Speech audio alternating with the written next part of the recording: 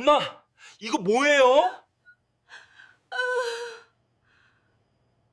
큰아들이 발견한 건 석 달간 병실에 놓여있던 작은 공책 하나. 간병일기. 큰 며느리가 나중을 위해 만들었던 그 노트. 병원비 85만 원 납부.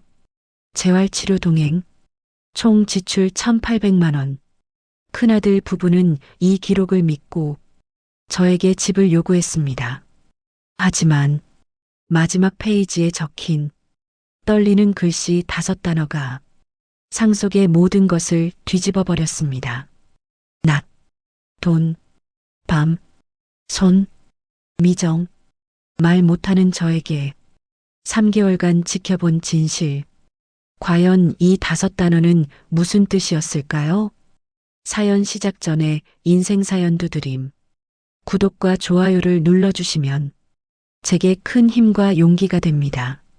쓰러진 건 장 보러 가던 길이었습니다. 마트 앞 횡단보도에서 신호를 기다리고 있었는데 갑자기 왼쪽 팔에 힘이 쭉 빠지면서 손에 들고 있던 장바구니가 그대로 바닥에 떨어졌습니다. 이게... 말을 하려는데 입이 제대로 안 떨어졌습니다. 혀가 꼬이는 것 같았고 세상이 한쪽으로 기울어지는 느낌이었습니다. 옆에 있던 누군가가 저를 붙잡아주지 않았다면 그대로 도로에 쓰러졌을 겁니다. 그 이후의 기억은 흐릿합니다. 누군가 119에 전화하는 소리, 사이렌 소리, 응급실의 차가운 조명. 정신을 차렸을 때는 이미 병원 침대 위였고 큰아들 민수와 막내딸 미정이 침대 옆에 서 있었습니다. 민수가 다급하게 물었습니다. 엄마, 괜찮으세요? 제 말 들려요? 저는 대답하고 싶었습니다. 응, 괜찮아. 걱정하지 마.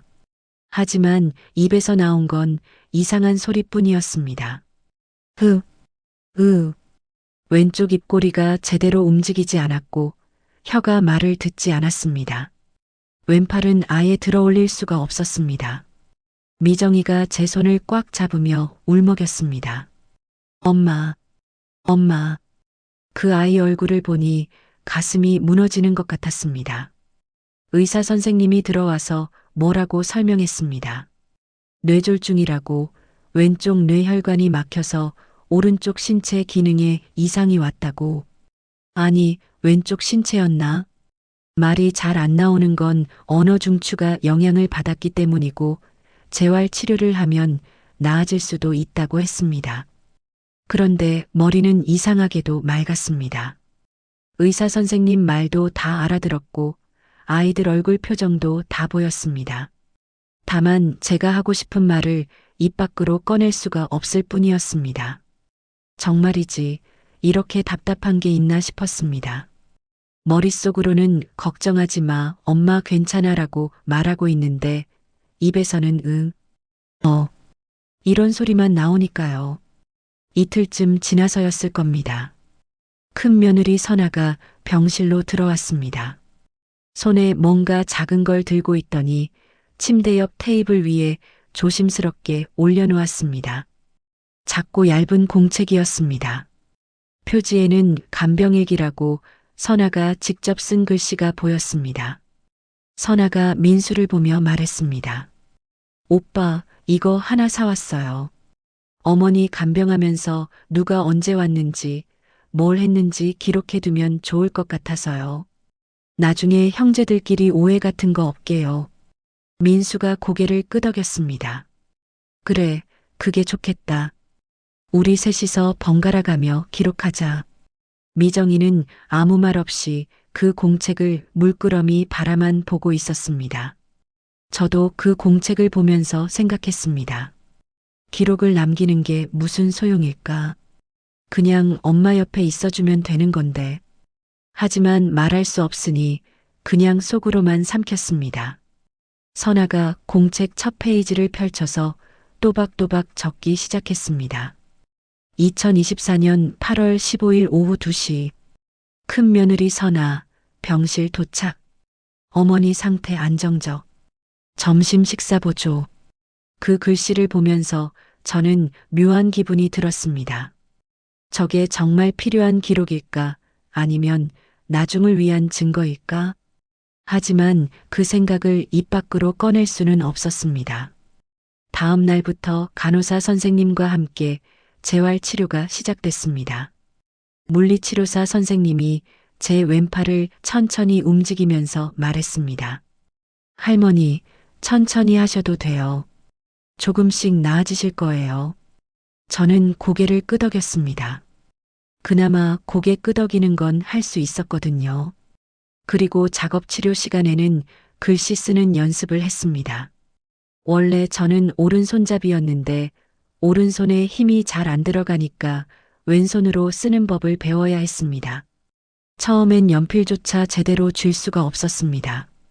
손이 떨리고 글씨는 삐뚤삐뚤하고 한 글자 쓰는데도 한참이 걸렸습니다. 그래도 포기하지 않았습니다. 말은 못해도 글씨로라도 내 마음을 전해야지. 그렇게 생각하면서 매일매일 연습했습니다. 일주일쯤 지났을 때였습니다. 선아가 병실에 와서 간병일기를 꺼내 적고 있는데 저는 손짓으로 그 공책을 달라고 했습니다. 선아가 의아한 표정으로 물었습니다. 어머니, 이거요? 뭐 쓰실 거예요? 저는 고개를 끄덕이고 떨리는 왼손으로 연필을 쥐었습니다. 선아가 적은 글씨 밑에 저는 천천히 한 글자 한 글자 적었습니다. 고맙다. 글씨가 엉망이었습니다. 삐뚤삐뚤하고 맙자는 반쯤 흘려 쓴 것처럼 보였습니다. 그래도 선아는 알아봤는지 환하게 웃었습니다. 어머니, 이제 글씨도 쓰실 수 있으시네요. 대단하세요. 저는 그 말이 진심인지 아니면 그냥 하는 말인지 알 수 없었습니다. 다만 선아의 눈빛이 제 글씨가 아니라 그 공책 자체를 향하고 있다는 건 느낄 수 있었습니다. 그날 밤 병실 불이 꺼지고 나서였습니다. 복도에 희미한 불빛만 새어 들어오는 어두운 병실에서 저는 천장을 보며 생각했습니다. 나는 지금 뭘 하고 있는 걸까? 이렇게 누워서 애들한테 집만 되는 건가? 평생 이랬습니다. 남편 먼저 보내고 식당 주방에서 설거지하고 공장 청소하면서 아파트 한 채 마련했습니다. 큰아들 대학 보내고 막내딸 키우면서 이 집 하나만 있으면 된다고 생각했습니다. 그런데 이제 와서 이 꼴이 됐으니 눈물이 날 것 같았지만 참았습니다. 울면 안 돼. 애들 걱정시키면 안 돼. 그렇게 스스로를 다독이고 있는데 병실 문이 조용히 열렸습니다. 미정이었습니다. 막내딸이 조심스럽게 침대 옆으로 다가와서 제 손을 꽉 잡았습니다. 엄마 안 주무세요? 저는 고개를 살짝 저었습니다. 미정이는 한참 동안 말없이 제 손만 잡고 있다가 작은 목소리로 말했습니다. 엄마 괜찮아질 거예요. 저 있잖아요. 그 말 한마디에 가슴이 뭉클했습니다. 그래, 이 아이가 있지. 미정이는 침대 옆 의자에 앉아서 한참을 제 손을 잡고 있다가 간병일기를 조용히 펼쳤습니다. 그리고 펜을 꺼내 마지막 줄에 적었습니다. 8월 22일 밤 11시 30분. 막내딸 미정. 엄마 손 잡아드림. 짧은 글이었지만 선아가 쓴 것과는 느낌이 달랐습니다. 시간과 행동만 적은 게 아니라 그 안에 마음이 담겨 있는 것 같았습니다. 미정이는 공책을 덮고 제 이마에 살짝 이마를 대고 속삭였습니다. 엄마 잘 자요. 사랑해요. 그리고 조용히 병실을 나갔습니다. 저는 천장을 보면서 생각했습니다. 낮에는 선아가 오고 밤에는 미정이가 오는구나. 두 사람 다 고맙긴 한데 왠지 느낌이 달랐습니다. 선아는 뭔가 적고 정리하고 기록하는 느낌이었고 미정이는 그냥 조용히 옆에 있어주는 느낌이었습니다. 어느 쪽이 진짜일까?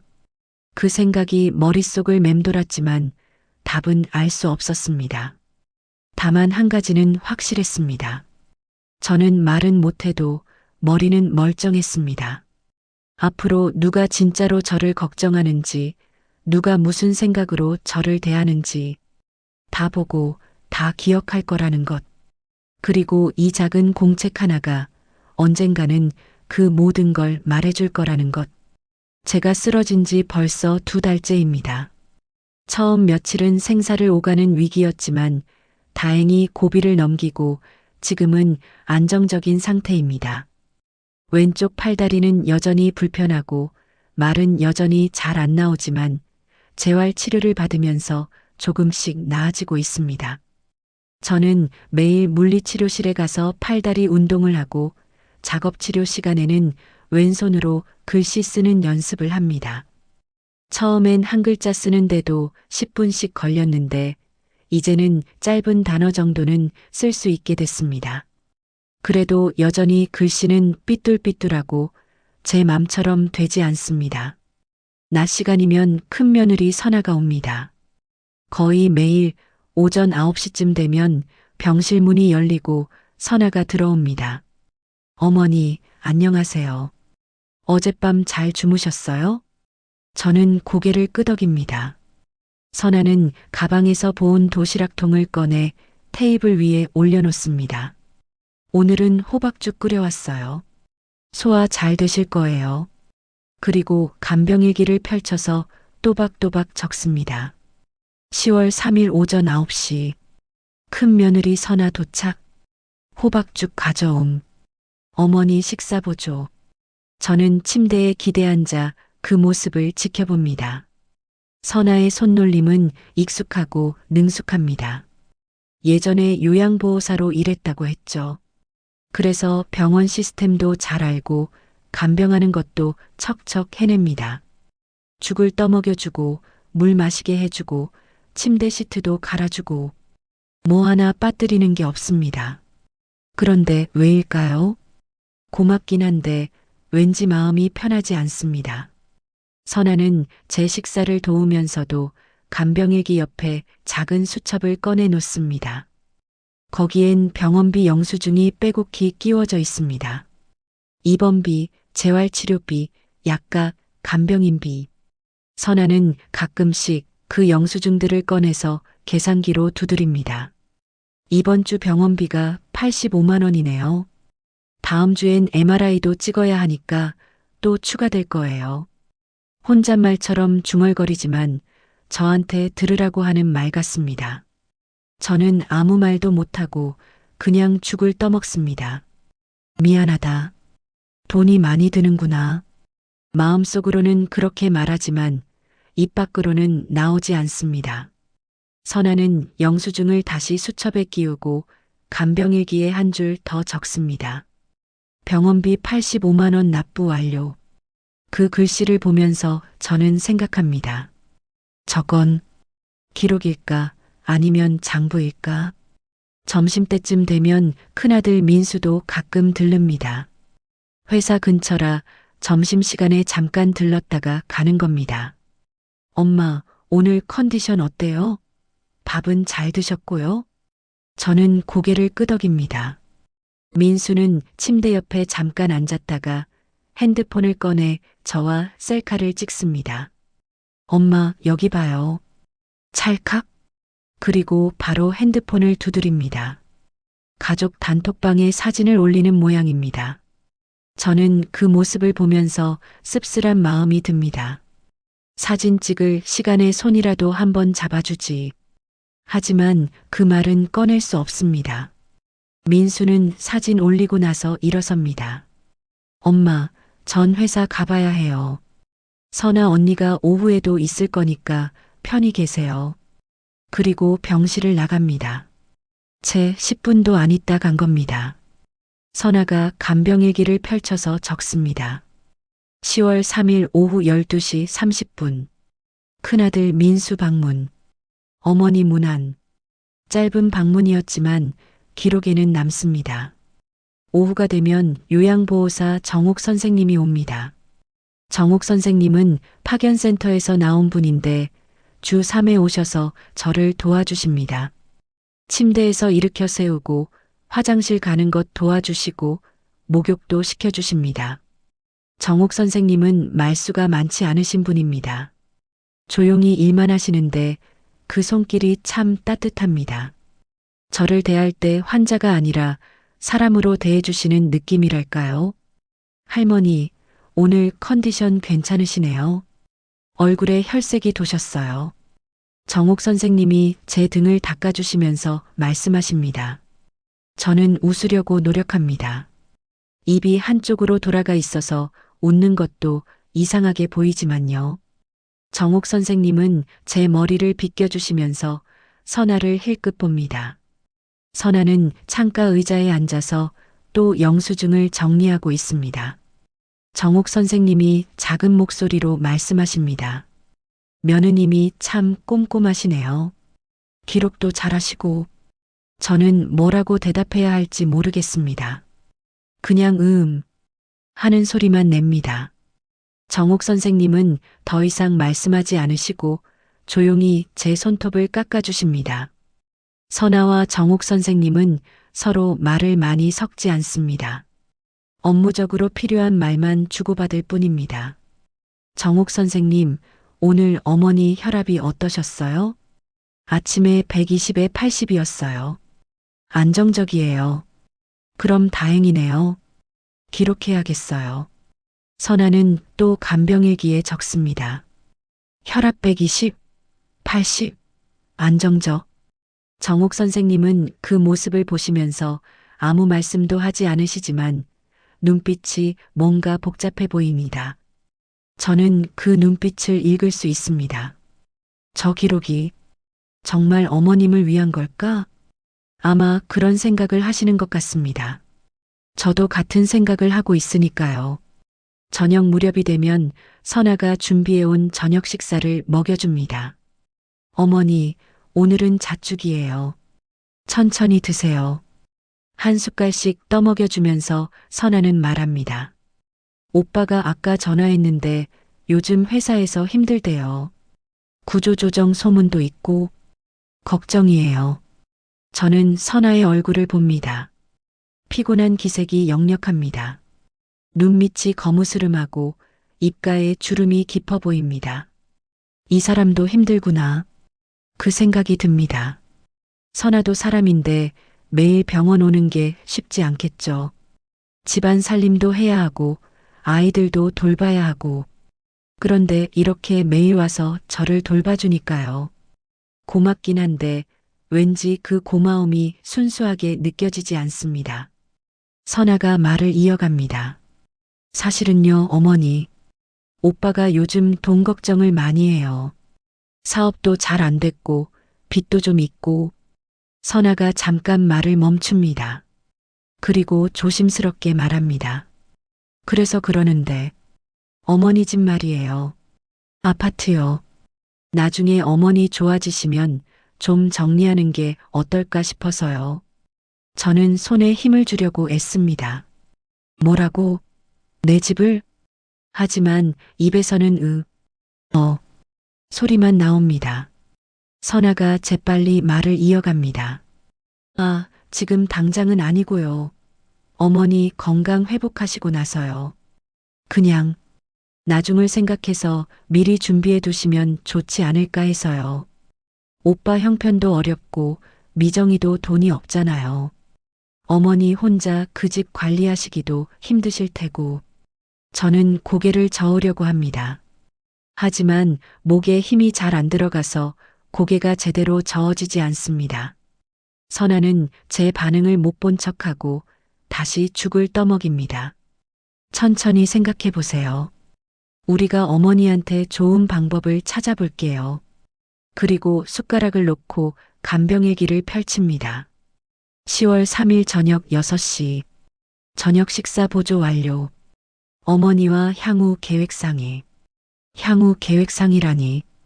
저는 아무것도 상의한 적 없습니다. 그냥 일방적으로 들었을 뿐인데요. 하지만 기록에는 그렇게 남습니다. 선아가 돌아가고 병실이 조용해졌습니다. 저는 창밖을 봅니다. 해가 지고 있습니다.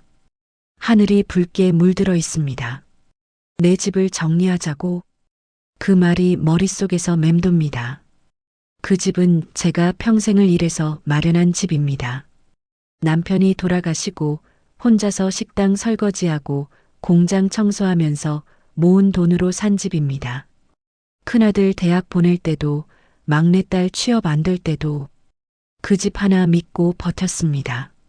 그 집이 내가 애들한테 물려줄 유일한 거야. 그런데 이제 와서 정리하자고요? 가슴이 답답합니다. 말을 하고 싶은데 입이 안 떨어집니다. 안 돼. 안 돼. 속으로만 그렇게 외칩니다. 그때 병실 문이 열렸습니다. 간호사 선생님이 들어와서 약을 주시고 혈압을 재십니다. 할머니, 오늘 혈압 좋네요. 잘 주무세요. 간호사 선생님이 나가시고 다시 병실이 조용해집니다. 저는 침대 옆 테이블 위에 놓인 간병일기를 봅니다. 그 작은 공책 안에는 지난 2달간의 기록이 빼곡합니다.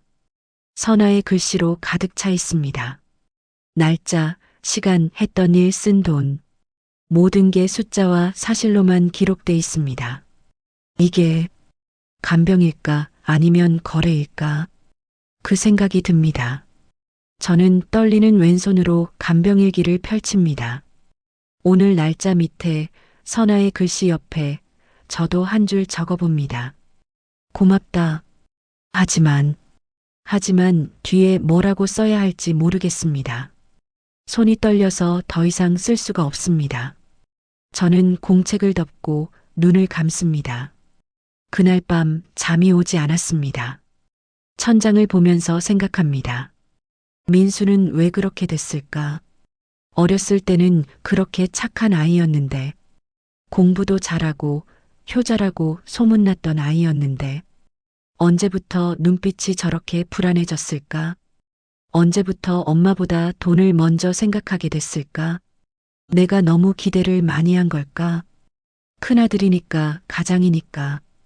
그런 말들을 너무 많이 했던 건 아닐까? 그래서 그 아이가 짓눌려 버린 건 아닐까? 미안한 마음과 섭섭한 마음이 뒤섞입니다. 그리고 선아, 며느리도 나쁜 사람은 아닙니다.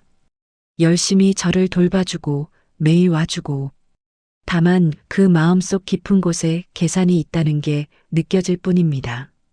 사람 마음이 원래 그런 건가? 순수한 호의란 게 세상에 있기나 한 걸까요? 저는 눈을 감고 깊은 한숨을 쉽니다. 그리고 속으로 중얼거립니다. 미정아, 오늘은 안 오니?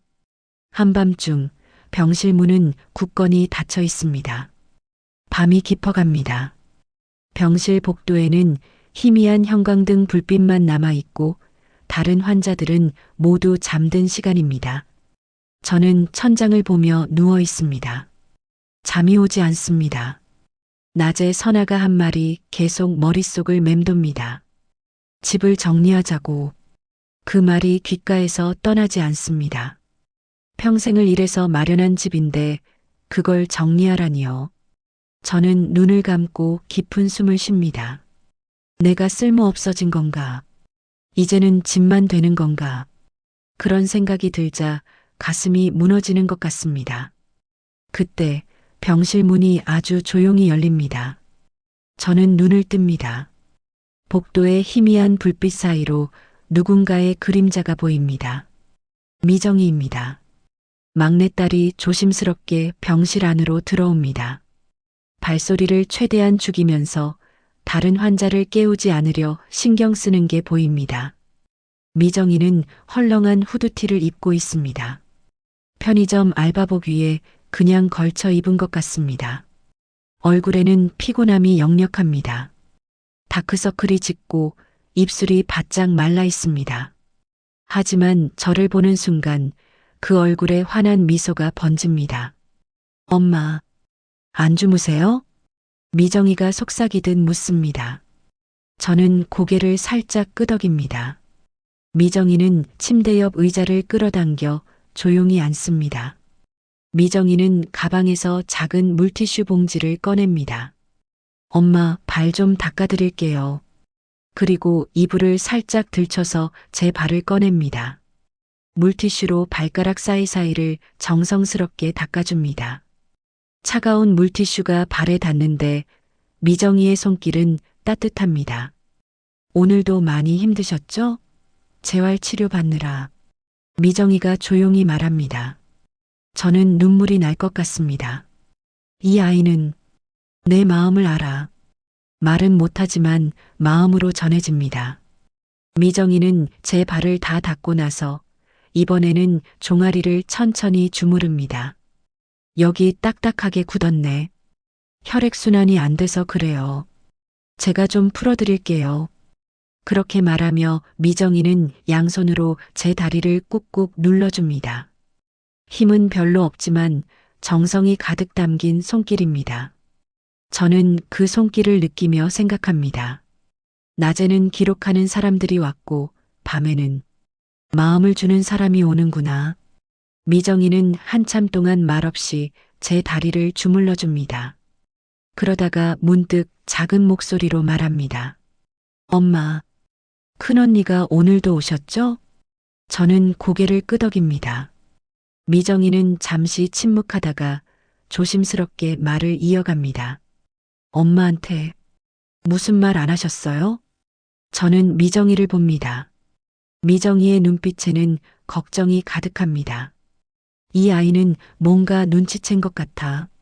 저는 천천히 고개를 가로젓습니다. 아무 일 없다는 듯이요. 하지만 미정이는 제 표정을 읽는 것 같습니다. 엄마, 괜찮으세요? 뭔가 힘든 일 있으시면 말해주세요. 제가 뭐라도 할게요. 미정이의 목소리가 떨립니다.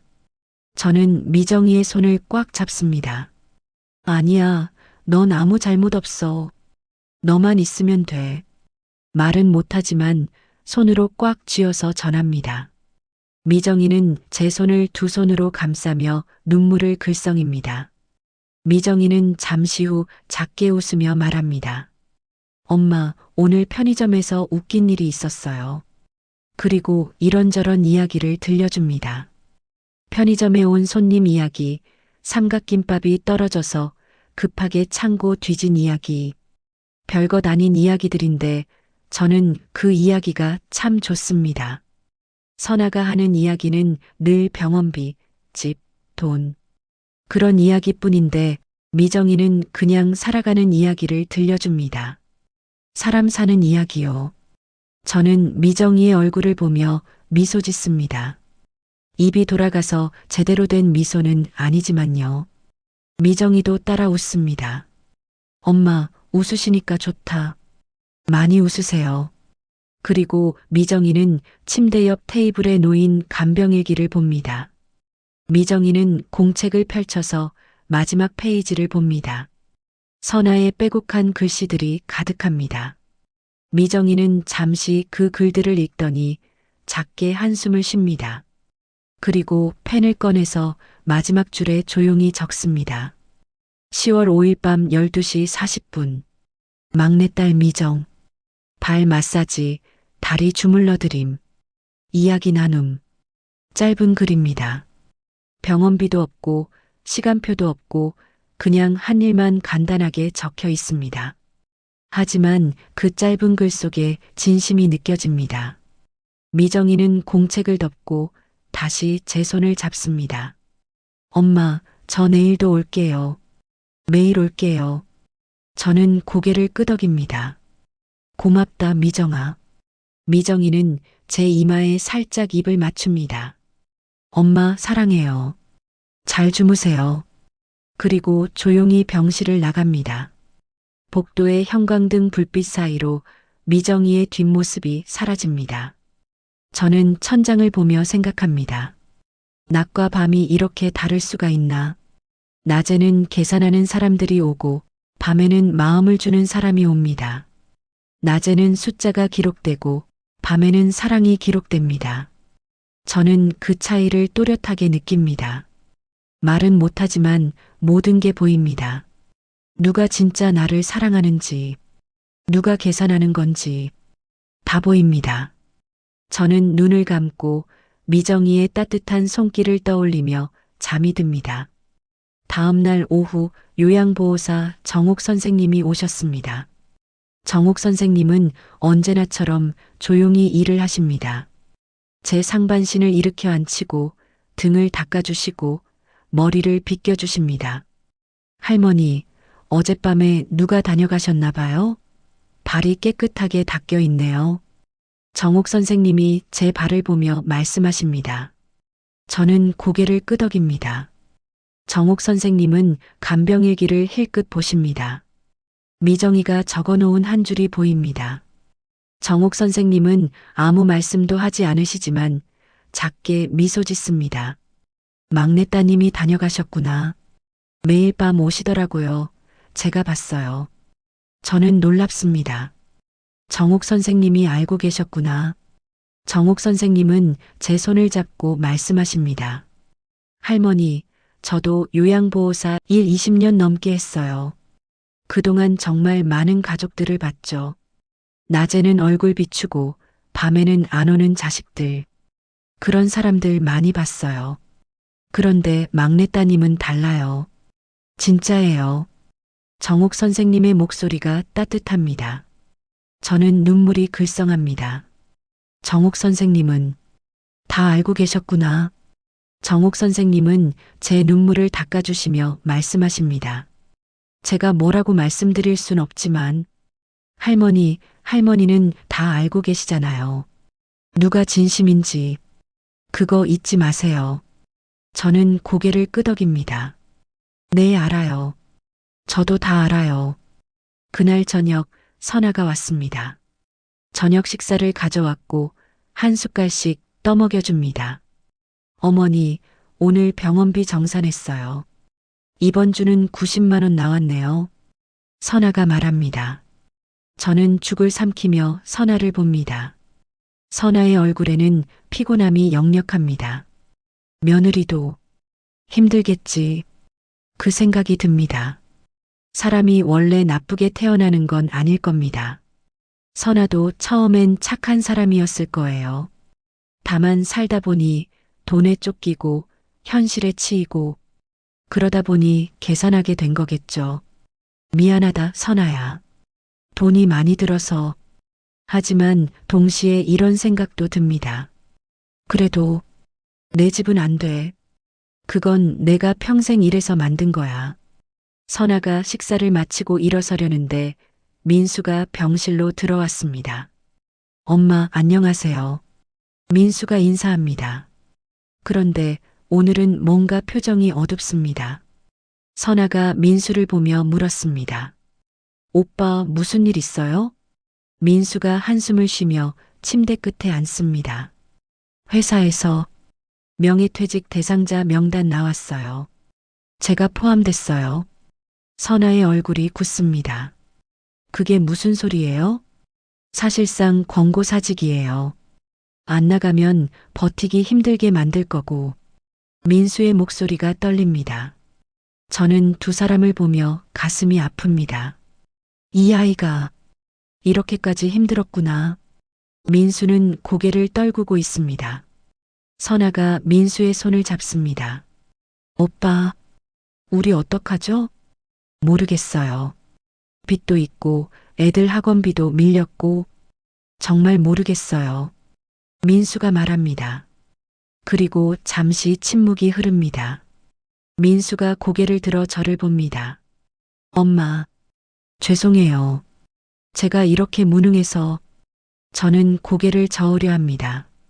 아니야, 내 잘못이 아니야. 하지만 말이 나오지 않습니다. 민수는 제 손을 잡습니다. 엄마, 제가 정말 죄송한데요.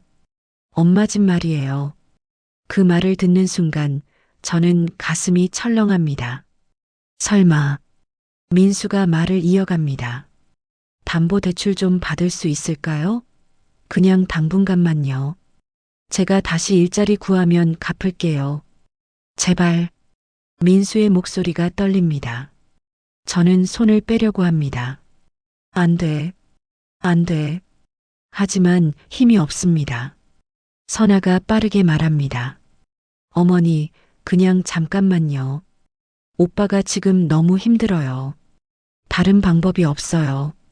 저는 고개를 세차게 저으려 합니다. 하지만 목에 힘이 안 들어가서 약하게만 흔들립니다. 안 돼. 안 돼. 입에서는 소리만 나옵니다. 민수와 선아는 제 거부를 못 본 척합니다. 두 사람이 돌아가고 병실이 조용해졌습니다. 저는 천장을 보며 눈물을 흘립니다. 내 집을 담보로? 그건 안 됩니다. 한번 담보대출 시작하면 끝이 없을 겁니다. 민수의 빚은 갚아도 끝이 없을 거예요. 그럼 내가 죽고 나면 미정이는 뭘 받나? 저는 떨리는 손으로 간병일기를 펼칩니다. 오늘 날짜 밑에 떨리는 글씨로 한 단어만 적습니다. 안 돼. 그게 제가 할 수 있는 전부입니다. 그날 밤 미정이가 또 왔습니다. 저는 미정이를 보는 순간 눈물이 터져버렸습니다. 미정이가 놀라서 제 손을 잡습니다.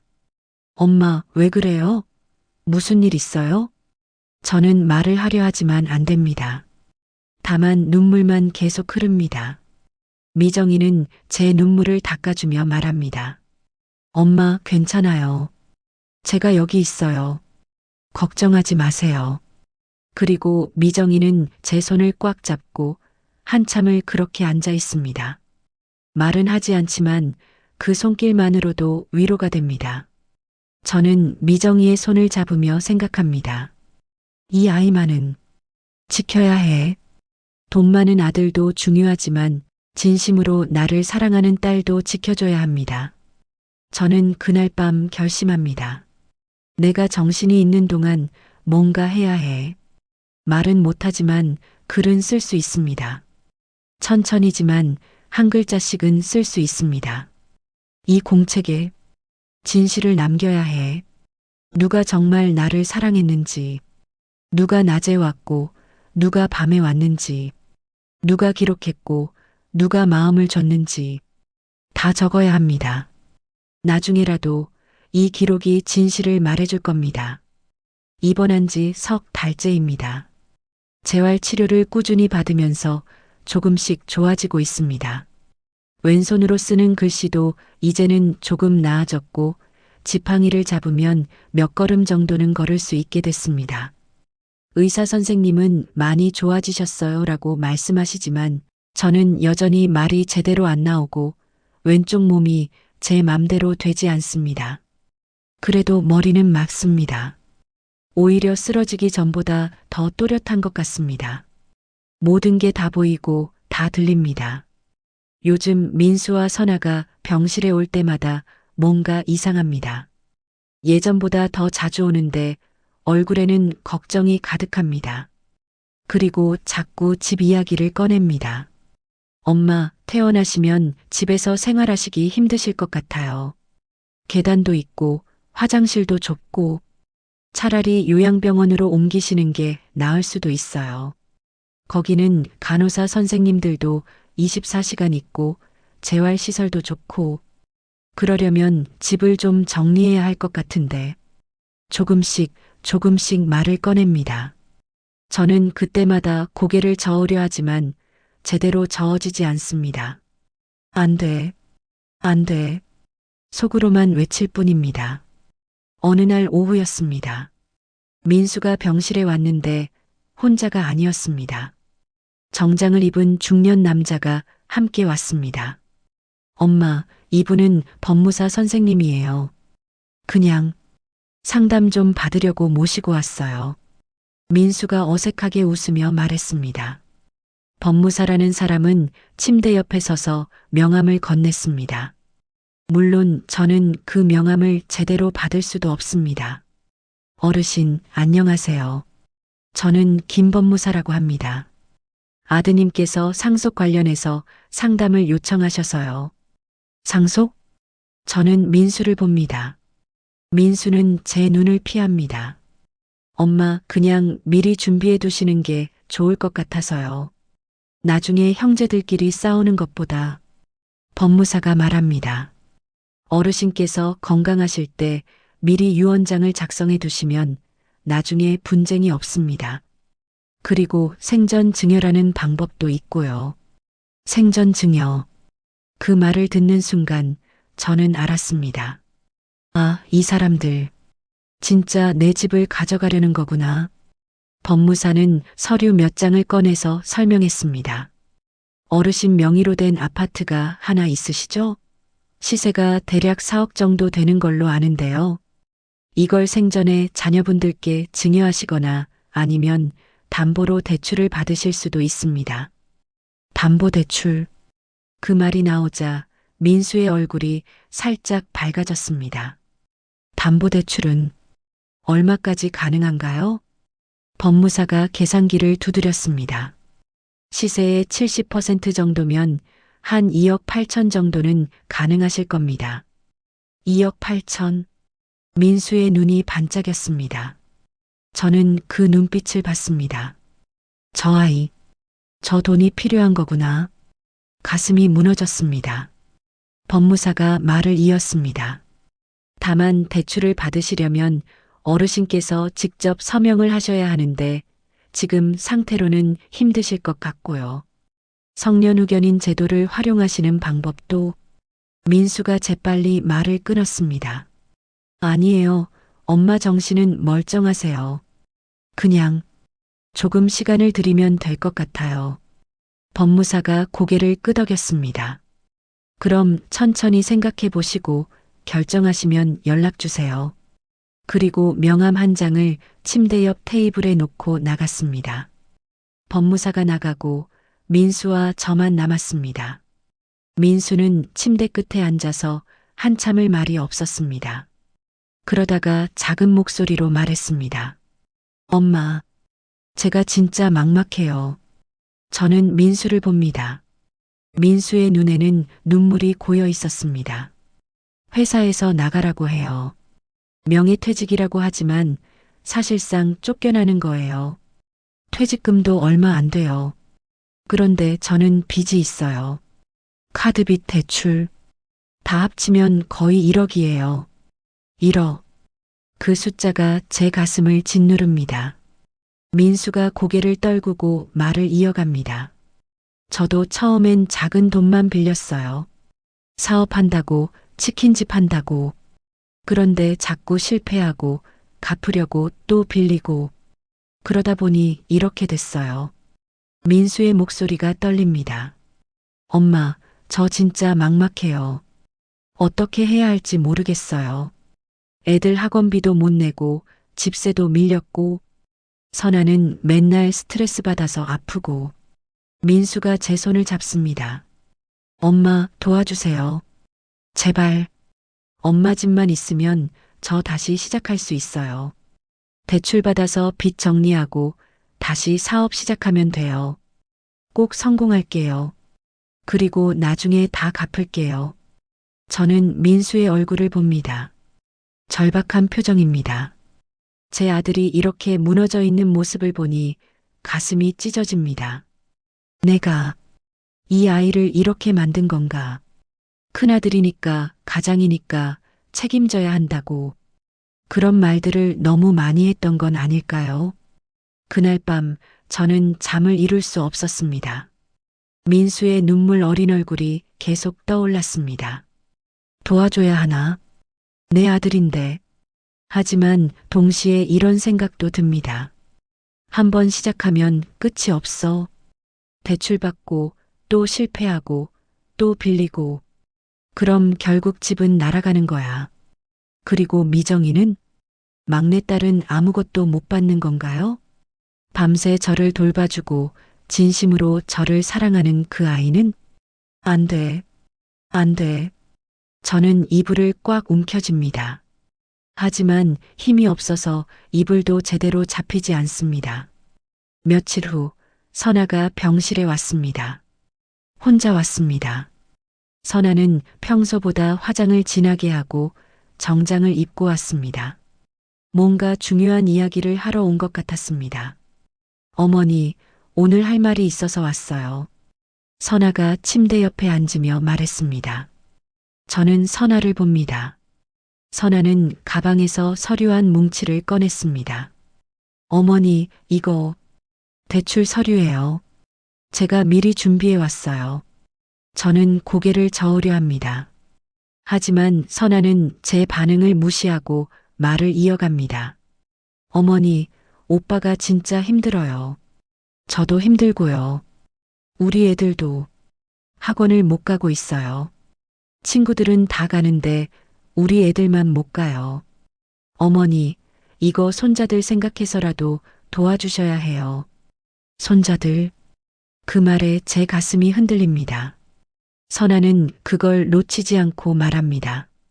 어머니도 손자들 예쁘시잖아요. 그 애들이 지금 얼마나 힘들어하는지 아세요? 명품 가방 사달라는 것도 아니고 그냥 학원 가고 싶다는데. 선아의 목소리가 떨립니다. 진짜 눈물인지 연기인지 알 수 없지만 눈물이 흐릅니다.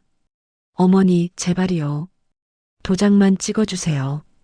저희가 꼭 갚을게요. 정말로요. 선아가 서류를 제 앞에 펼쳐놓습니다. 그리고 도장을 꺼내서 제 손에 쥐어줍니다. 어머니, 여기다가 찍으시면 돼요.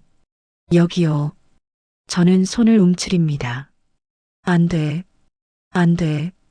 하지만 선아는 제 손을 억지로 잡고 도장을 찍으려 합니다. 그 순간 병실 문이 열렸습니다. 요양보호사 정옥 선생님이었습니다.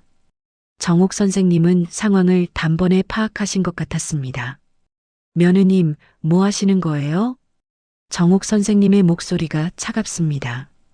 선아가 당황한 표정으로 대답했습니다.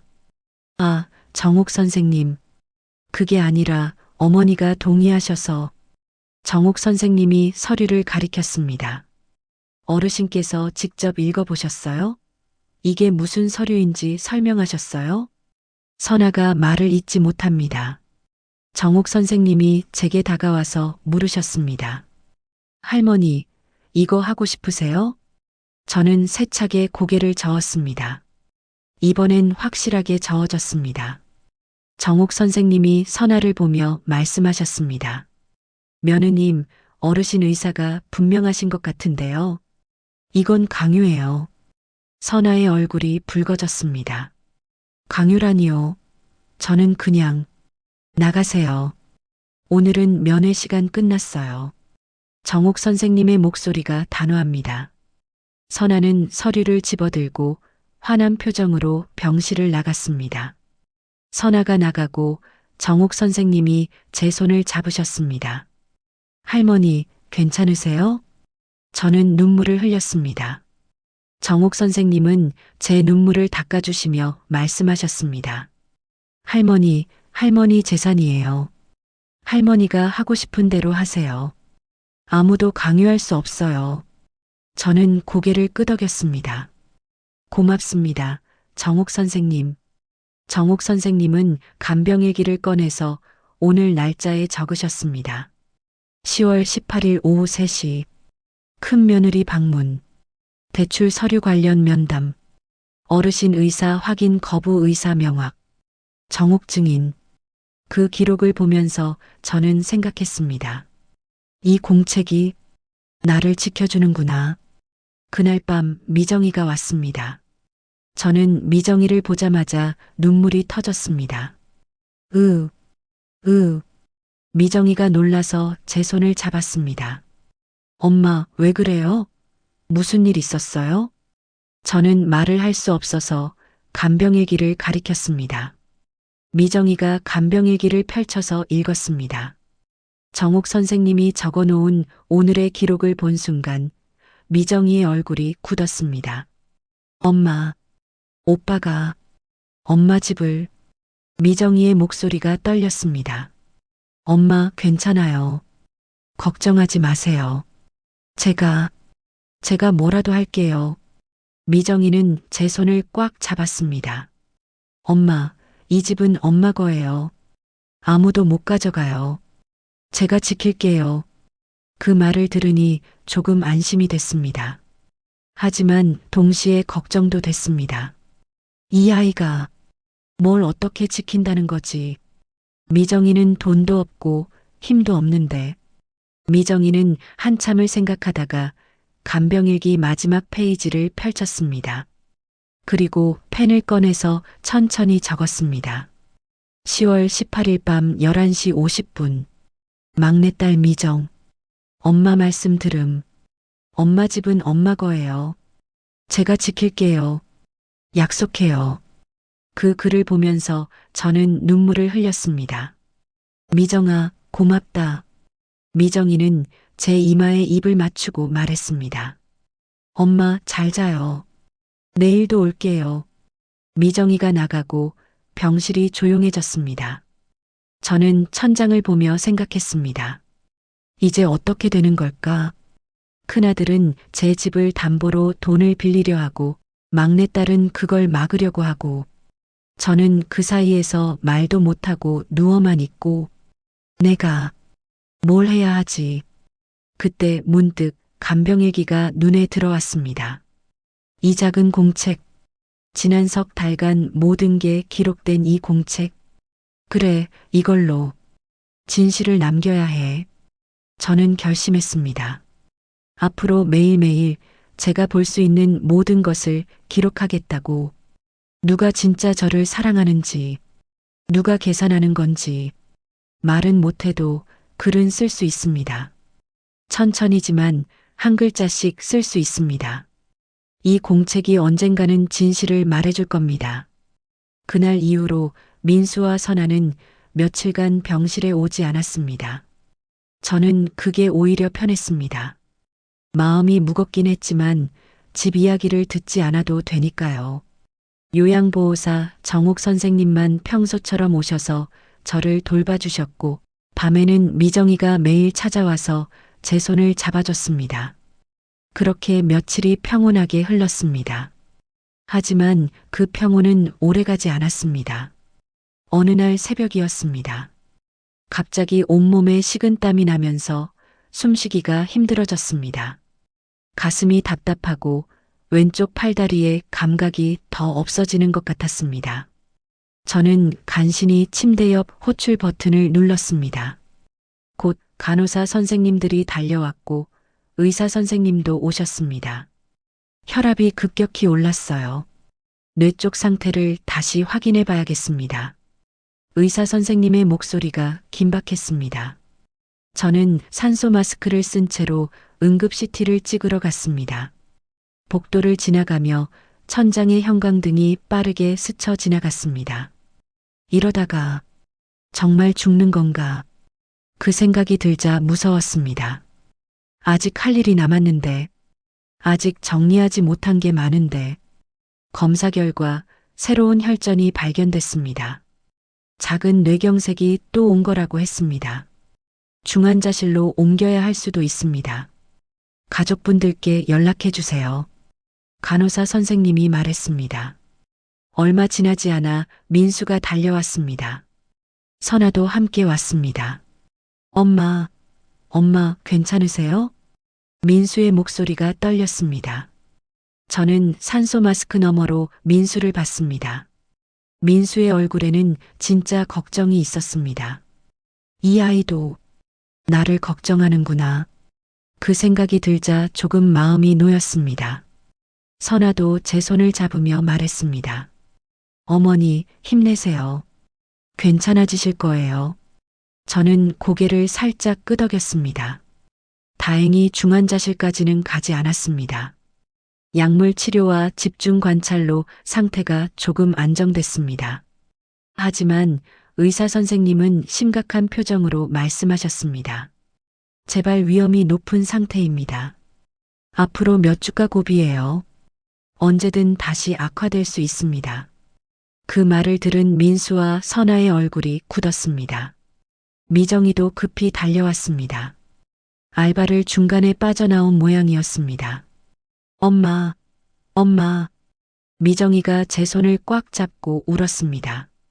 저는 미정이의 손을 느끼며 생각했습니다. 이 아이, 나 때문에 일도 못하고 미안했습니다. 그날 밤부터 가족들이 교대로 병실을 지켰습니다. 민수는 낮에, 선아는 저녁에, 미정이는 밤에. 모두가 불안해했습니다. 엄마가 오래 못 버티실 수도 있다는 생각이 얼굴에 역력했습니다. 저는 그들의 얼굴을 보면서 생각했습니다. 누구는 슬픔으로, 누구는 불안으로, 누구는 계산으로. 사람의 얼굴은 거짓말을 못합니다. 민수는 진짜 슬퍼했습니다. 선아는 복잡해 보였습니다. 걱정도 있지만 뭔가 다른 생각도 하는 것 같았습니다. 미정이는 그냥 눈물만 흘렸습니다. 며칠이 지났습니다. 저는 침대에 누워서 생각했습니다. 정말 이렇게 가는 건가? 아무것도 정리하지 못하고. 그건 안 됩니다. 저는 아직 할 말이 남았습니다. 말은 못하지만 글로라도 남겨야 합니다. 어느 날 오후 정옥 선생님이 오셨을 때 저는 간병일기를 가리켰습니다. 정옥 선생님이 공책을 펼쳐서 제 손에 쥐어주셨습니다. 할머니, 뭔가 쓰고 싶으세요? 저는 고개를 끄덕였습니다. 정옥 선생님이 펜을 제 왼손에 쥐어주셨습니다. 저는 떨리는 손으로 간병일기 마지막 페이지를 펼쳤습니다. 그리고 천천히, 아주 천천히 글씨를 쓰기 시작했습니다. 첫 단어는 낮이었습니다. 삐뚤삐뚤한 글씨로 거의 알아보기 힘들 정도였지만 저는 계속 썼습니다. 낮, 돈. 손이 너무 떨려서 글씨가 제대로 써지지 않았습니다. 돈자는 거의 흘려 쓴 것처럼 됐습니다. 하지만 멈출 수 없었습니다.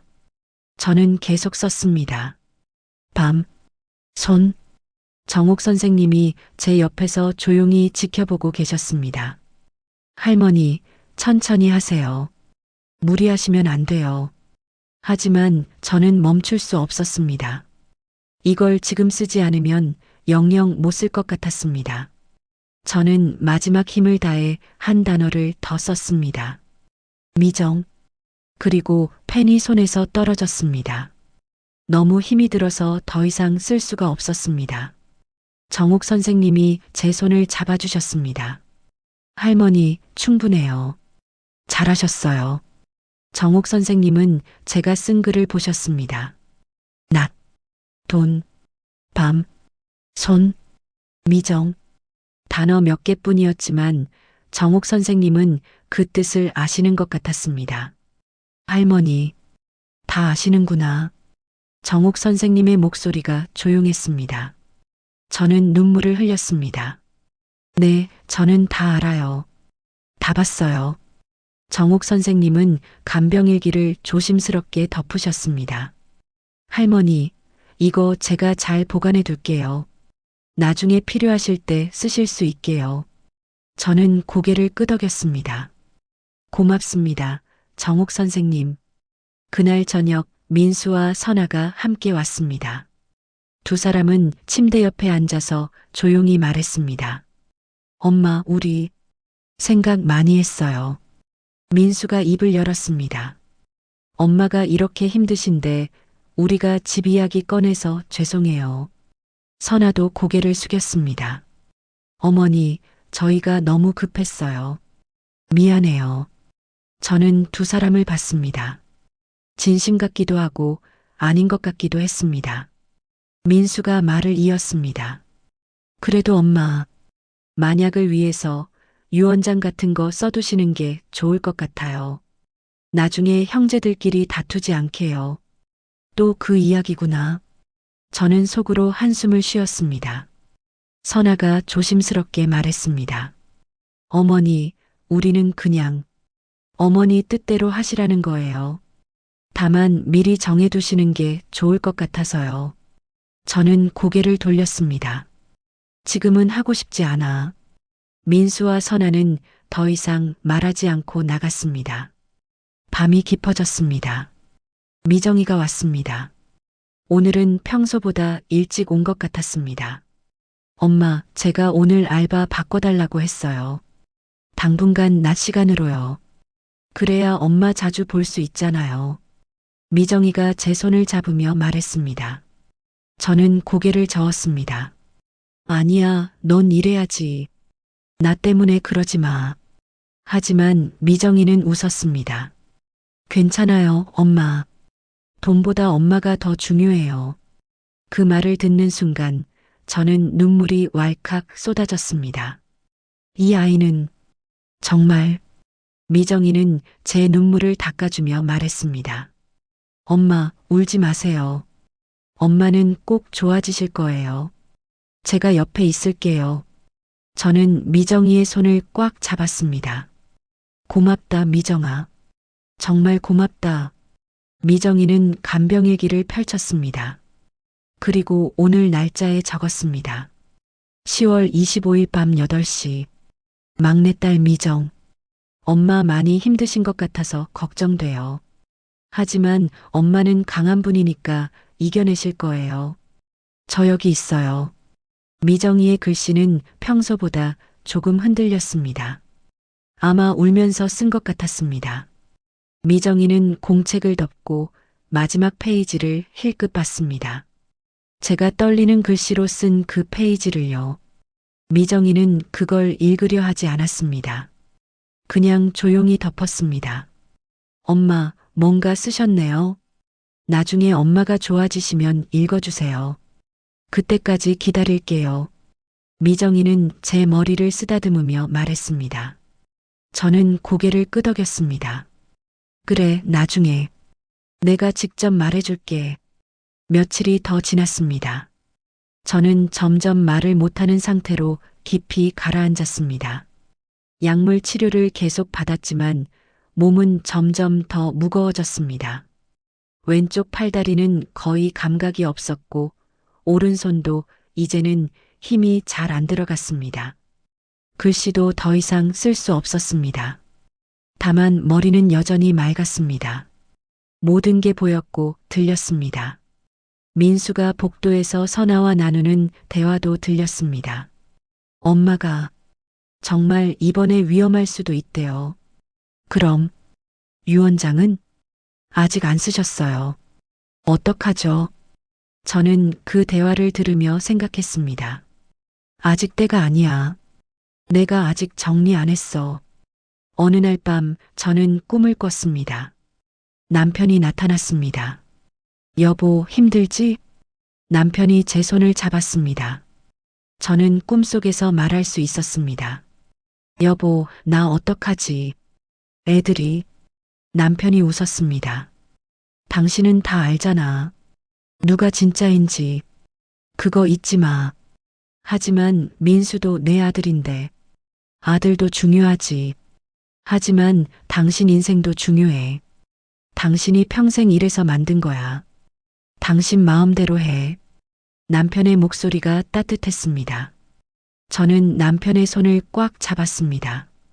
여보, 나 무서워. 이대로 가는 거 아닐까? 아직 아니야. 당신 할 일 남았잖아. 힘내. 남편이 사라졌습니다. 저는 꿈에서 깼습니다. 눈을 뜨니 천장이 보였습니다. 병실의 천장. 여전히 저는 여기 누워 있었습니다. 하지만 마음이 조금 편해졌습니다. 그래, 아직 끝이 아니야. 저는 침대 옆 테이블 위에 놓인 간병일기를 봤습니다. 그 작은 공책, 제가 쓴 마지막 페이지가 그 안에 있습니다. 낮, 돈, 밤, 손, 미정. 비록 몇 개의 단어뿐이지만 그 안에 모든 진실이 담겨 있습니다. 이게 언젠가는 말해줄 거야. 저는 눈을 감고 깊은 숨을 쉬었습니다. 조금만 더 버텨. 조금만 더. 시간이 흘렀습니다. 위기를 넘기고 다시 조금씩 좋아졌습니다. 약물 치료를 계속 받으면서 상태가 안정됐고 재활 치료도 다시 시작할 수 있었습니다.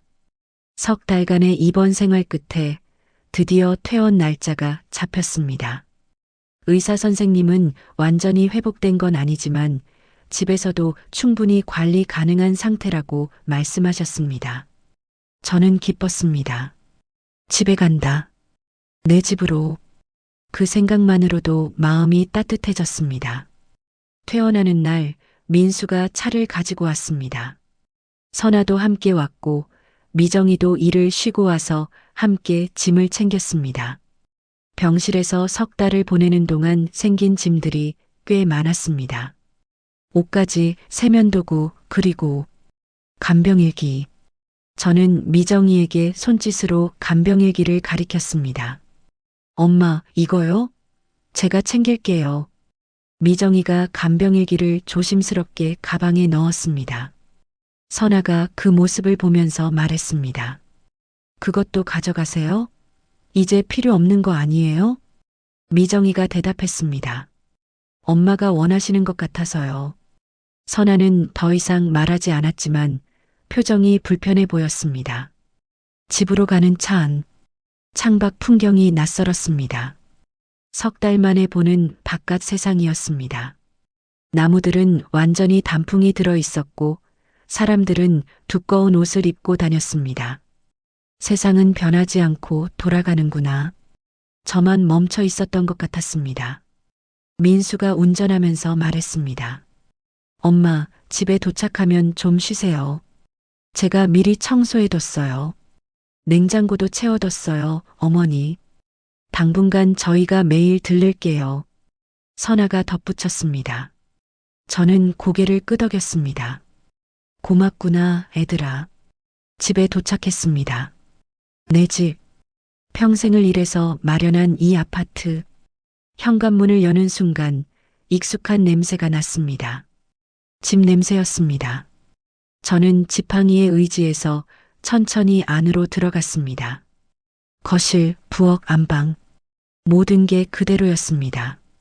다만 저만 달라졌습니다. 예전엔 성큼성큼 걸어다니던 이 집에서 이제는 지팡이 없이 한 걸음도 떼지 못합니다. 민수가 제 팔을 잡아 소파까지 안내했습니다. 엄마, 여기 앉으세요. 저는 소파에 앉아서 거실을 둘러봤습니다. 벽에는 가족 사진들이 걸려 있었습니다. 민수 대학 졸업식 사진, 미정이 어렸을 때 사진, 남편과 함께 찍은 사진. 그때가 좋았지. 눈물이 날 것 같았습니다. 선아가 부엌에서 물을 가져왔습니다. 어머니, 물 드세요. 저는 물을 마시며 선아를 봤습니다. 선아는 집안을 둘러보면서 뭔가 생각하는 표정이었습니다. 며느리가 또 집 이야기 하려나. 그 예감은 틀리지 않았습니다. 민수가 소파 맞은편에 앉으며 조심스럽게 말을 꺼냈습니다. 엄마, 이제 집에 오셨으니까 우리 가족끼리 한번 얘기 좀 해야 할 것 같아요. 저는 민수를 봤습니다. 민수가 말을 이었습니다. 엄마도 아시잖아요.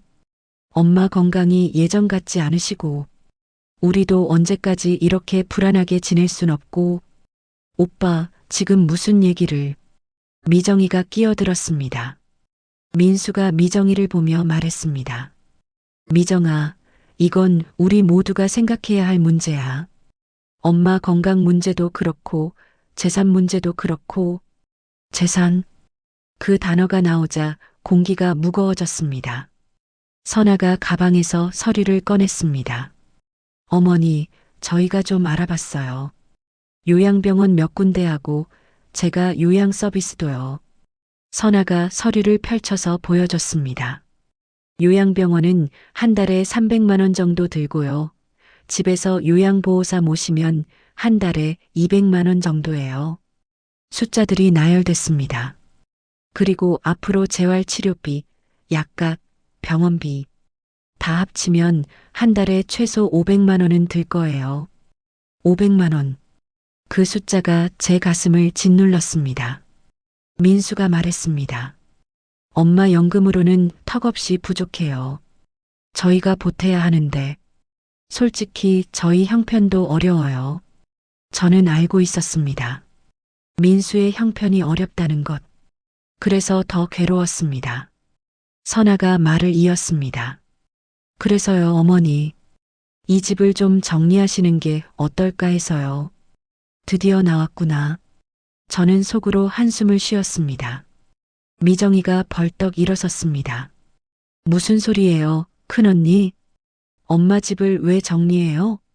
선아가 차분하게 대답했습니다. 아가씨, 현실을 봐야죠. 어머니 혼자 이 집에서 생활하시기 힘드세요. 계단도 있고 화장실도 좁고 그럼 우리가 도와드리면 되잖아요. 도와드린다고 해서 해결되는 게 아니에요. 돈이 필요하다고요. 선아의 목소리가 높아졌습니다. 민수가 두 사람을 말렸습니다. 얘들아, 진정해. 엄마 앞에서. 하지만 미정이는 진정하지 않았습니다. 오빠, 이게 진정할 일이에요? 엄마 집을 팔자는 얘기잖아요. 민수가 한숨을 쉬며 말했습니다. 미정아, 현실적으로 생각해봐. 엄마 요양비 어떻게 될 건데? 너한테 돈 있어? 그 말에 미정이의 얼굴이 붉어졌습니다. 저는 없잖아. 넌 자기 먹고 살기도 빠듯하잖아. 민수의 목소리가 날카로워졌습니다. 그럼 누가 엄마 돌봐? 내가 돌봐야지. 근데 나한테도 돈이 없어. 그러니까 이 집을 활용하자는 거야. 활용? 저는 그 단어를 곱씹었습니다. 내 집을 활용한다고?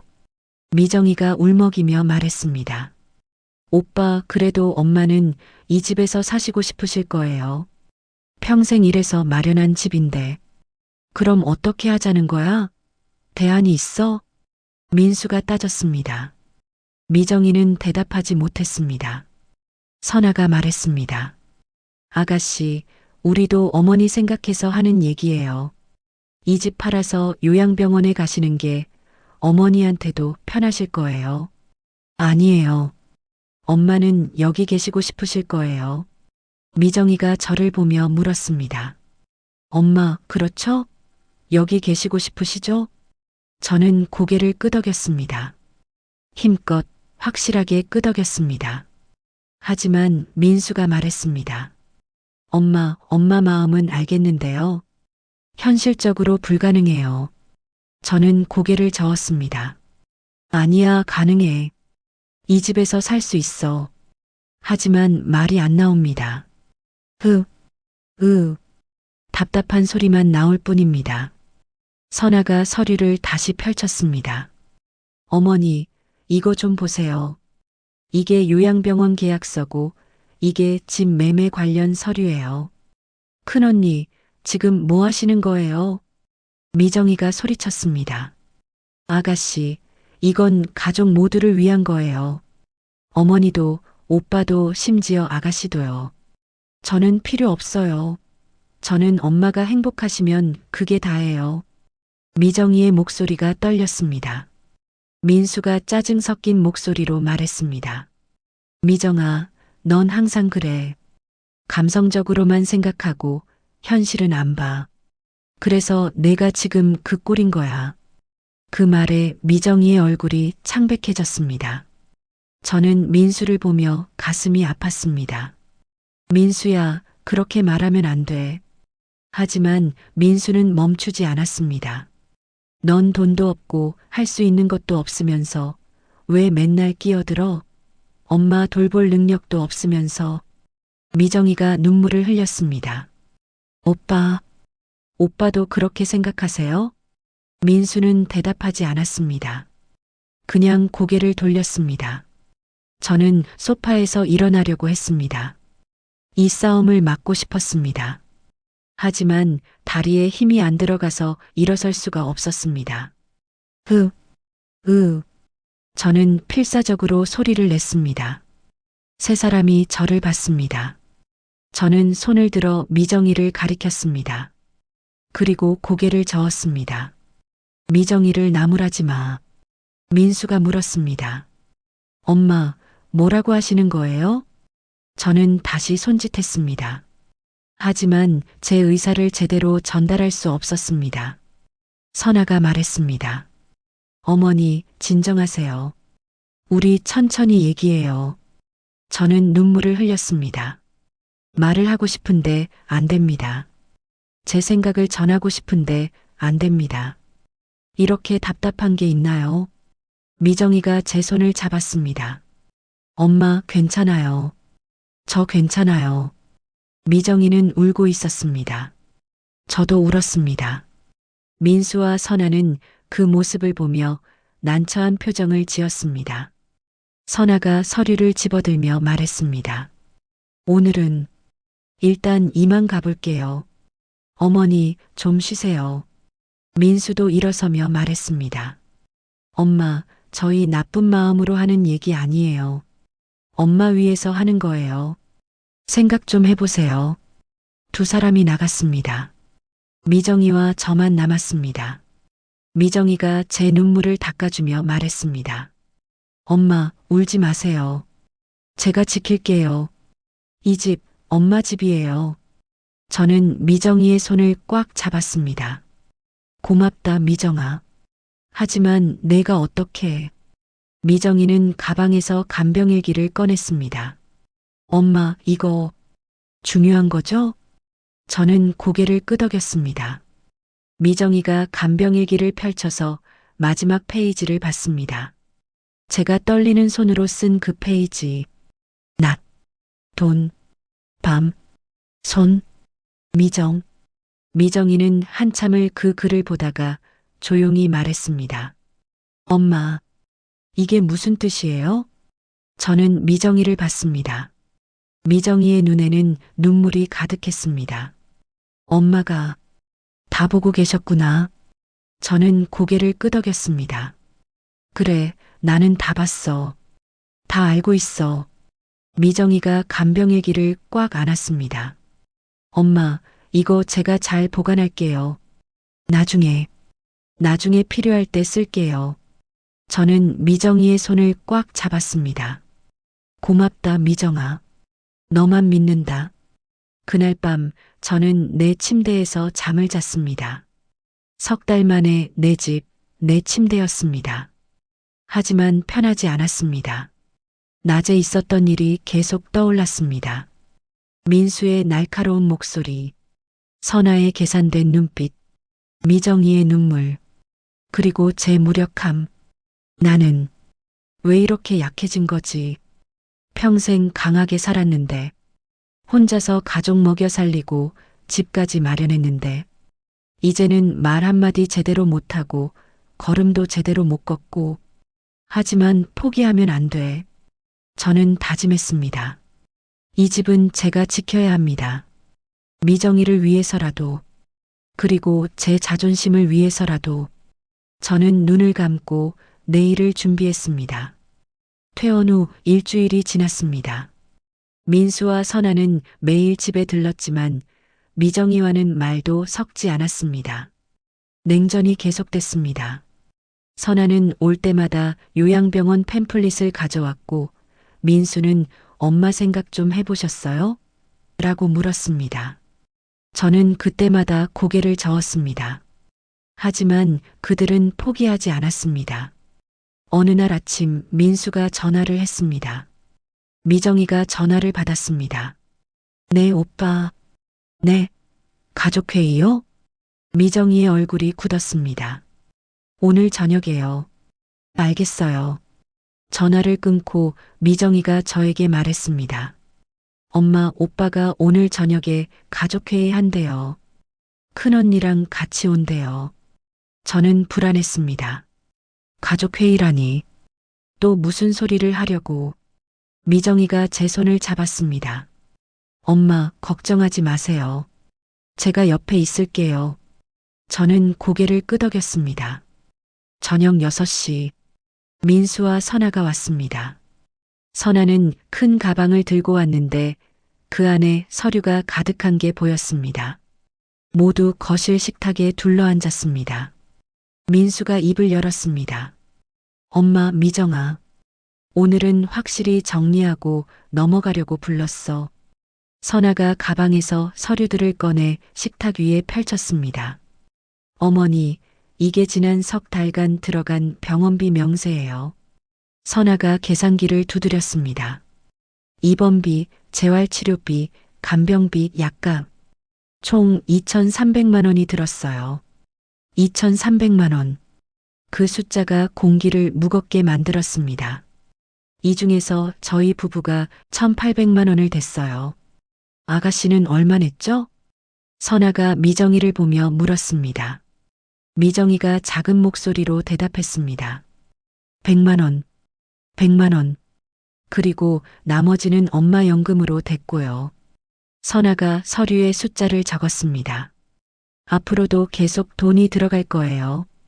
한 달에 최소 500만 원씩이요. 1년이면 6천만 원이에요. 민수가 말을 이었습니다. 솔직히 말할게요. 저는 이제 회사도 그만뒀고 빚도 있어요. 더 이상 엄마 병원비 댈 여력이 없어요. 오빠. 미정이가 말했지만 민수는 손을 들어 막았습니다. 미정아, 넌 될 수 있어? 한 달에 500만 원씩? 미정이는 대답하지 못했습니다. 선아가 다른 서류를 꺼냈습니다. 그래서요, 저희가 여러 방법을 알아봤어요. 첫 번째는 이 집을 팔아서 요양병원에 가시는 거예요. 안 돼요. 미정이가 소리쳤습니다. 두 번째는 이 집을 담보로 대출받아서 당분간 버티는 거고요. 그것도 안 돼요. 그럼 셋째, 미정이가 엄마를 모시고 살면서 전부 책임지는 거예요. 병원비도 간병도 전부 다요. 선아가 미정이를 똑바로 보며 말했습니다. 아가씨, 할 수 있어요? 미정이의 얼굴이 창백해졌습니다. 저는 없잖아요. 돈도 능력도. 그럼 우리 방법대로 하는 수밖에 없어요. 선아의 목소리가 차갑습니다. 저는 참을 수가 없었습니다. 손을 들어 식탁을 쳤습니다. 탁! 모두가 저를 봤습니다. 저는 고개를 세차게 저었습니다. 안 돼. 간신히 그 소리를 냈습니다. 민수가 말했습니다. 엄마 마음은 알겠는데요. 현실을 봐야 해요. 저는 계속 고개를 저었습니다. 하지만 아무도 제 말을 들어주지 않았습니다. 그때 미정이가 일어났습니다. 잠깐만요. 미정이가 방으로 들어갔다가 무언가를 들고 나왔습니다. 간병일기였습니다. 큰언니, 오빠, 이거 보세요. 미정이가 간병일기를 식탁 위에 올려놓았습니다. 선아가 미간을 찌푸렸습니다. 그게 뭔데요? 간병일기요. 큰언니가 만드셨잖아요. 누가 언제 왔는지 뭘 했는지 기록하자고요. 미정이가 공책을 펼쳤습니다. 그걸 지금 왜 꺼내요? 선아의 목소리가 날카로웠습니다. 미정이가 첫 페이지부터 넘기기 시작했습니다. 엄마가 제일 많이 본 건 우리 셋 중 누구 얼굴이었을까요? 미정이는 천천히 페이지를 넘겼습니다. 8월 15일, 큰 며느리 선아 도착, 호박죽 가져옴, 병원비 85만 원 납부, 8월 16일, 큰아들 민수 방문, 어머니 문안, 10분 체류, 8월 16일 밤 11시 30분, 막내딸 미정, 발 마사지. 페이지가 넘어갔습니다. 8월 20일, 큰 며느리 선아, 재활치료 동행, 병원비 92만 원 납부. 8월 21일, 큰아들 민수 방문, 15분 체류. 8월 21일 밤 12시, 막내딸 미정, 손 주물러 드림. 패턴이 보였습니다. 낮에는 선아의 빼곡한 기록, 병원비, 시간, 했던 일들. 밤에는 미정이의 짧은 기록, 마사지, 손잡아드림, 이야기 나눔. 민수의 얼굴이 점점 굳어갔습니다. 선아는 입술을 꽉 깨물었습니다. 미정이는 계속 페이지를 넘겼습니다. 9월 10일, 큰 며느리 선아, 병원비 정산, 총 1,200만 원 지출 확인. 9월 11일 새벽 1시, 막내딸 미정, 엄마 악몽 꾸셔서 새벽까지 손 잡아드림. 10월 3일, 큰 며느리 선아, 어머니와 향후 계획 상의. 10월 3일 밤 11시 50분, 막내딸 미정, 발 마사지, 다리 주물러 드림. 선아의 얼굴이 붉어졌습니다. 이게 뭐가 어쨌다는 거예요? 저도 열심히 했잖아요. 미정이가 조용히 말했습니다. 네, 큰언니도 열심히 하셨어요. 그런데 왜 병원비를 이렇게 자주 기록하셨어요? 그야 나중에 정산하려고. 누구랑 정산하려고요? 미정이의 질문에 선아는 대답하지 못했습니다. 미정이가 또 페이지를 넘겼습니다. 10월 18일 큰 며느리 방문, 대출 서류 관련 면담, 어르신 의사 확인 거부 의사 명확, 정옥 증인. 민수가 놀라서 물었습니다. 이게 뭐야? 대출 서류? 선아의 얼굴이 하얗게 질렸습니다. 미정이가 그 부분을 가리켰습니다. 큰언니가 엄마한테 억지로 도장 찍게 하려다가 정옥 선생님이 막으셨대요. 그건 선아가 변명하려 했지만 말이 막혔습니다. 민수가 선아를 봤습니다. 당신이 그런 짓을 오빠도 알고 있었잖아요. 같이 의논했잖아요. 선아가 소리쳤습니다. 민수는 아무 말도 하지 못했습니다. 미정이가 마지막 페이지를 폈습니다. 제가 떨리는 손으로 쓴 그 페이지. 낮, 돈, 밤, 손, 미정. 삐뚤삐뚤한 글씨. 간신히 알아볼 수 있는 단어들. 하지만 그 뜻은 명확했습니다. 미정이가 그 글을 읽지 않았습니다. 대신 주머니에서 휴대폰을 꺼냈습니다. 저는 이게 무슨 뜻인지 몰랐어요. 그래서 정옥 선생님께 여쭤봤어요. 미정이가 휴대폰을 조작했습니다. 스피커폰으로 전화를 걸었습니다. 몇 번의 신호음 뒤 정옥 선생님의 목소리가 들렸습니다. 여보세요? 미정 씨? 정옥 선생님, 지금 스피커폰이에요. 오빠랑 큰언니도 같이 듣고 계세요. 아, 정옥 선생님의 목소리가 조금 떨렸습니다. 미정이가 물었습니다. 선생님, 엄마가 간병일기 마지막 페이지에 쓴 거 무슨 뜻인지 말씀해 주실 수 있으세요? 잠시 침묵이 흘렀습니다. 그리고 정옥 선생님이 천천히 말씀하셨습니다. 할머니는 정신이 누구보다 맑으셨어요. 정옥 선생님의 목소리가 집안을 가득 채웠습니다. 말씀은 못하셔도 다 보고 계셨어요. 누가 언제 왔는지, 무슨 말을 했는지 저보다 더 잘 기억하고 계셨어요. 선아의 얼굴이 창백해졌습니다. 낮에는 병원비 얘기하시는 분들이 오셨어요. 돈 쓴 거 계산하시고 영수증 정리하시고 할머니 손 한번 제대로 잡아주지 않으시고요. 민수가 고개를 숙였습니다. 밤에는 막내 따님이 오셨어요. 매일 밤이요. 알바 끝나고 피곤하신데도 오셔서 할머니 발 씻겨드리고 손 잡아드리고 그냥 옆에 있어드리고. 정옥 선생님의 목소리가 떨렸습니다. 할머니가 제일 많이 부르신 이름이 미정 씨였어요. 밤마다 미정아, 미정아 하시면서 기다리셨어요. 미정이의 눈에서 눈물이 쏟아졌습니다. 저도 눈물을 흘렸습니다. 그래서 할머니가 쓰신 거예요. 낮에는 돈 얘기하는 사람들 받고 밤에는 내 손 잡아주는 사람 기다렸다고요. 정옥 선생님이 잠시 멈췄다가 말씀하셨습니다. 그리고 마지막에 쓰신 이름, 미정. 그게 할머니 대답이셨어요. 전화가 끊어졌습니다. 식탁은 조용했습니다. 민수는 고개를 숙인 채 아무 말도 하지 못했습니다. 선아는 손으로 얼굴을 가렸습니다. 미정이는 제 손을 꽉 잡고 울었습니다. 저는 천천히 고개를 들어 민수를 봤습니다. 민수가 저를 봤습니다. 아들의 눈에는 눈물이 가득했습니다. 엄마, 죄송해요. 민수의 목소리가 떨렸습니다. 저는 엄마를 사랑했어요. 정말로요. 그런데 돈에 쫓기다 보니 제가 뭘 하고 있는지도 모르고. 민수가 흐느꼈습니다. 엄마를 사랑했는데 엄마한테 상처만 드렸네요.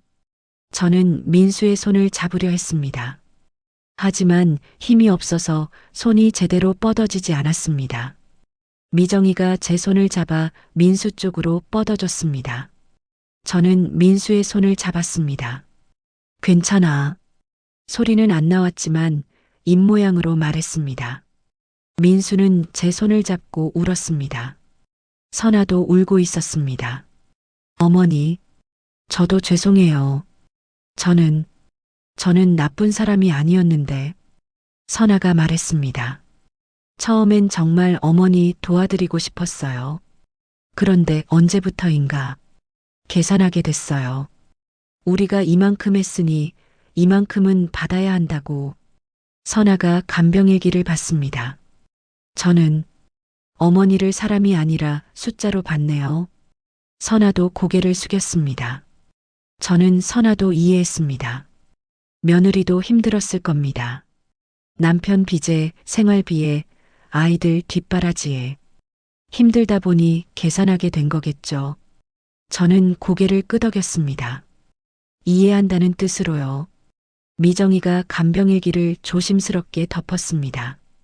오빠, 큰언니, 저는 돈이 없어요. 엄마 병원비 댈 능력도 없어요. 미정이가 말했습니다. 하지만 제가 할 수 있는 건 엄마 옆에 있어드리는 거예요. 손 잡아드리고, 이야기 들어드리고, 그냥 같이 있는 거요. 미정이가 저를 봤습니다. 엄마, 저 여기 있어요.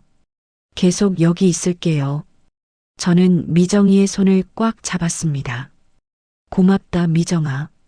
민수가 고개를 들었습니다. 미정아, 오빠가 미안하다. 오빠가 오빠로서 해야 할 일을 안 했어. 돈만 생각하고 엄마 마음은 안 봤어. 민수가 저를 봤습니다. 엄마, 저 다시 시작할게요. 이번엔 제대로 할게요. 엄마 집 안 건드릴게요. 엄마 집은 엄마 거예요. 저는 눈물을 흘리며 고개를 끄덕였습니다. 선아도 말했습니다. 어머니, 저도 달라지겠어요. 계산하지 않고 그냥 마음으로 대할게요. 저는 선아의 손도 잡았습니다. 세 사람이 제 주위에 앉아 있었습니다. 큰아들, 큰며느리, 막내딸 모두 울고 있었습니다. 저도 울었습니다. 하지만 이번 눈물은 달랐습니다. 슬픔만이 아니라 안도감도 섞여 있었습니다. 이제 조금 나아질 수 있겠구나. 그날 밤 세 사람이 모두 돌아가고 난 후 미정이가 저를 침대에 눕혀주며 말했습니다.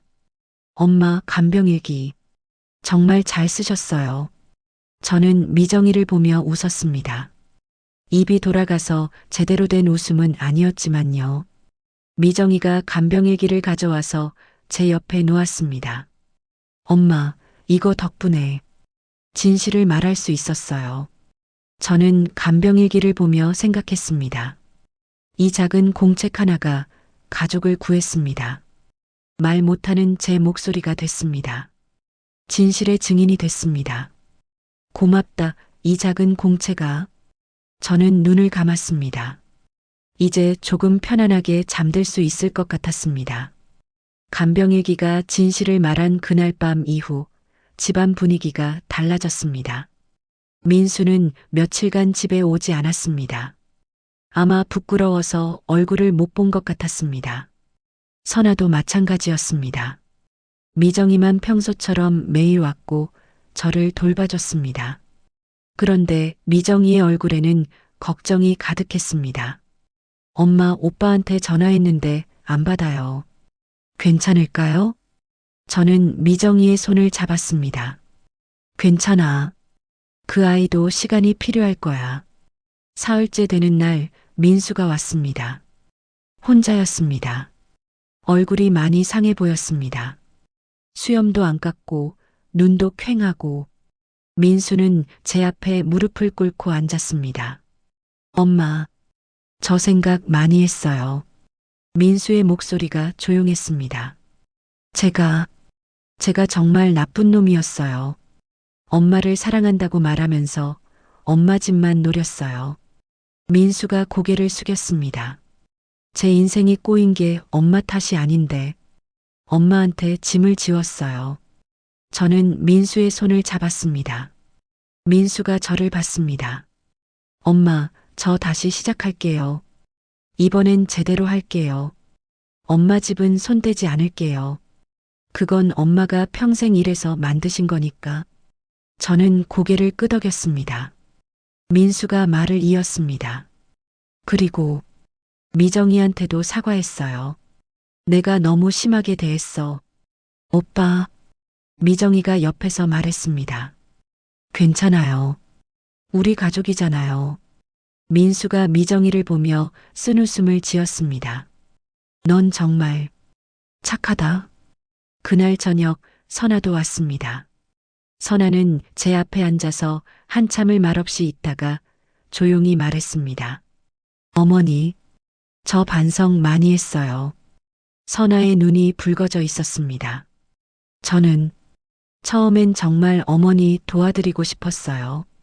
그런데 언제부턴가 계산하게 됐어요. 돈 때문에요. 선아가 한숨을 쉬었습니다. 저희 형편이 어려워서 맨날 돈 걱정하면서 살다 보니까 사람도 돈으로 보게 됐나 봐요. 저는 선아를 봤습니다. 선아도 힘들었을 겁니다. 어머니, 저도 달라질게요. 앞으로는 사람을 사람으로 볼게요. 돈으로 재지 않고요. 저는 선아의 손을 잡았습니다. 고맙다. 그 말만으로도 충분해. 선아가 눈물을 닦으며 말했습니다. 앞으로 제가 어머니 간병 도와드릴게요. 진짜로요. 계산하지 않고 그냥 마음으로요. 저는 고개를 끄덕였습니다. 일주일쯤 지났을 때였습니다. 민수가 전화를 했습니다. 미정이가 전화를 받았습니다. 네, 오빠. 네, 정말요? 미정이의 얼굴이 밝아졌습니다. 축하해요, 오빠. 전화를 끊고 미정이가 저에게 말했습니다. 엄마, 오빠가 일자리 구했대요. 작은 회사인데 그래도 정직원으로요. 저는 기뻤습니다. 다행이다. 그 아이도 이제 다시 시작하는구나. 미정이가 웃으며 말했습니다. 오빠가 그러는데요. 빚은 천천히 갚으면서 제대로 살아보겠대요. 저는 고개를 끄덕였습니다. 잘했어, 민수야. 하지만 저는 알고 있었습니다. 아직 끝나지 않았다는 것을요. 제가 정리해야 할 게 남아있다는 것을요. 어느 날 오후 저는 미정이에게 손짓으로 종이와 펜을 달라고 했습니다. 미정이가 가져다 줬습니다. 저는 떨리는 손으로 한 단어를 썼습니다. 법무사. 미정이가 놀라서 물었습니다. 엄마, 법무사요? 왜요? 저는 다시 썼습니다. 유원장. 미정이의 얼굴이 굳었습니다. 엄마, 유원장은 아직? 저는 고개를 저었습니다. 아니야, 지금 해야 해. 저는 또 다른 종이를 가리켰습니다. 미정이가 이해했습니다. 엄마가 직접 정하고 싶으시구나. 저는 고개를 끄덕였습니다. 며칠 후 법무사가 집으로 왔습니다. 민수와 선아, 미정이도 모두 왔습니다. 법무사가 서류를 펼치며 말했습니다. 어르신, 오늘 유언장을 작성하시겠다고 하셨죠? 저는 고개를 끄덕였습니다. 어르신 재산은 현재 이 아파트 한 채와 예금 약 3천만 원으로 파악됩니다. 맞으십니까? 저는 다시 고개를 끄덕였습니다. 법무사가 물었습니다. 그럼 어떻게 분배하기를 원하십니까?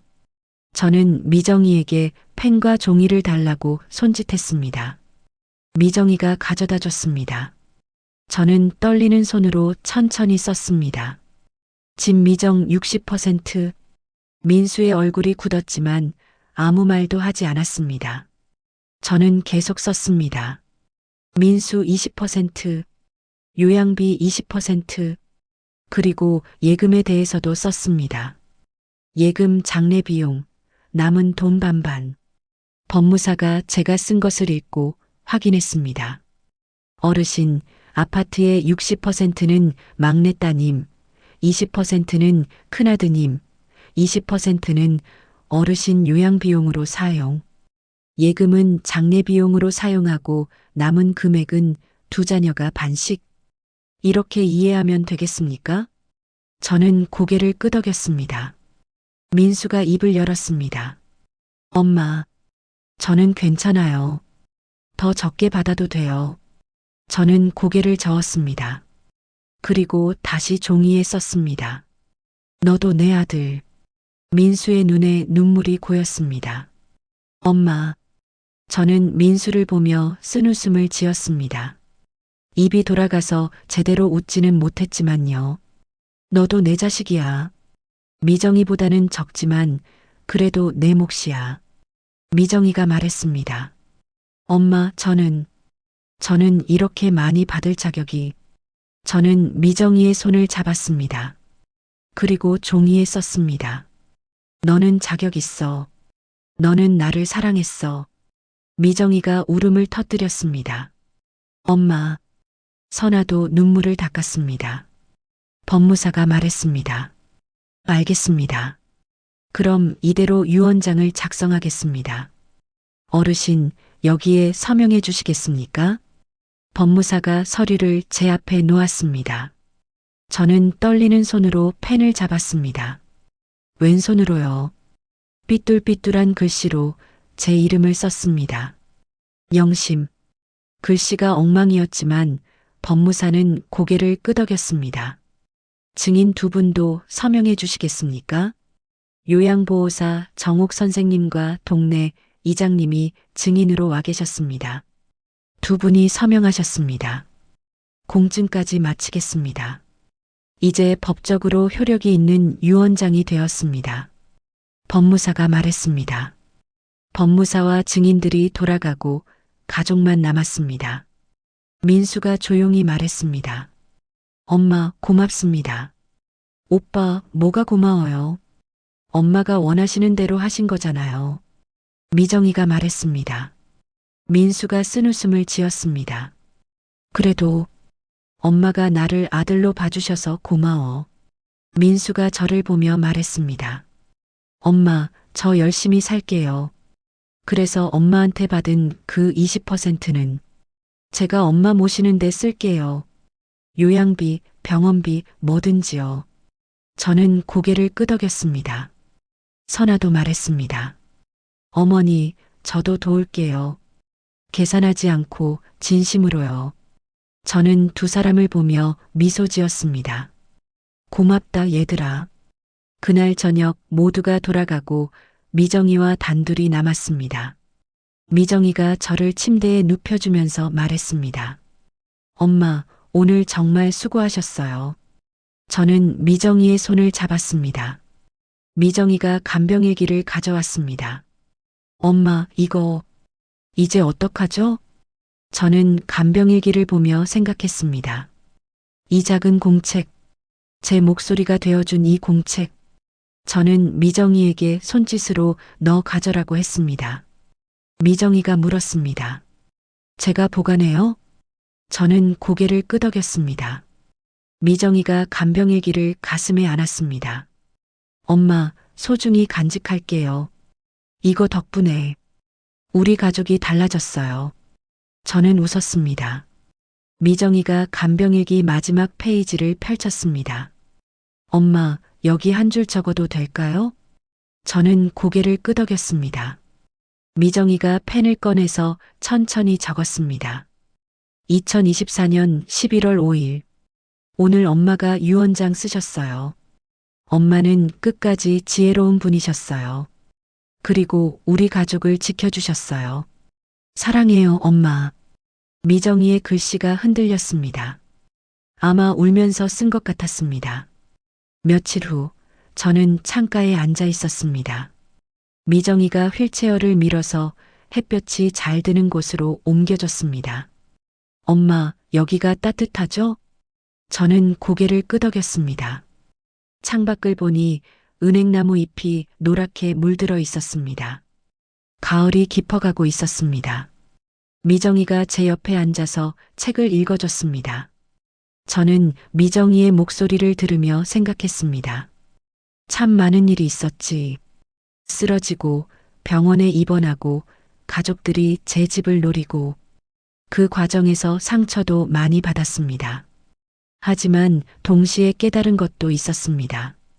돈이 전부가 아니라는 것, 밤새 손 잡아주는 사람이 진짜라는 것, 계산하지 않는 사랑이 얼마나 소중한지, 그리고 말은 못해도 다른 방법으로 진실을 전할 수 있다는 것. 작은 간병일기 하나가 제 목소리가 되어줬습니다. 밤에 오는 사람과 낮에 오는 사람의 차이를 보여줬습니다. 진심과 계산의 차이를 증명했습니다. 문득 민수가 전화를 했습니다.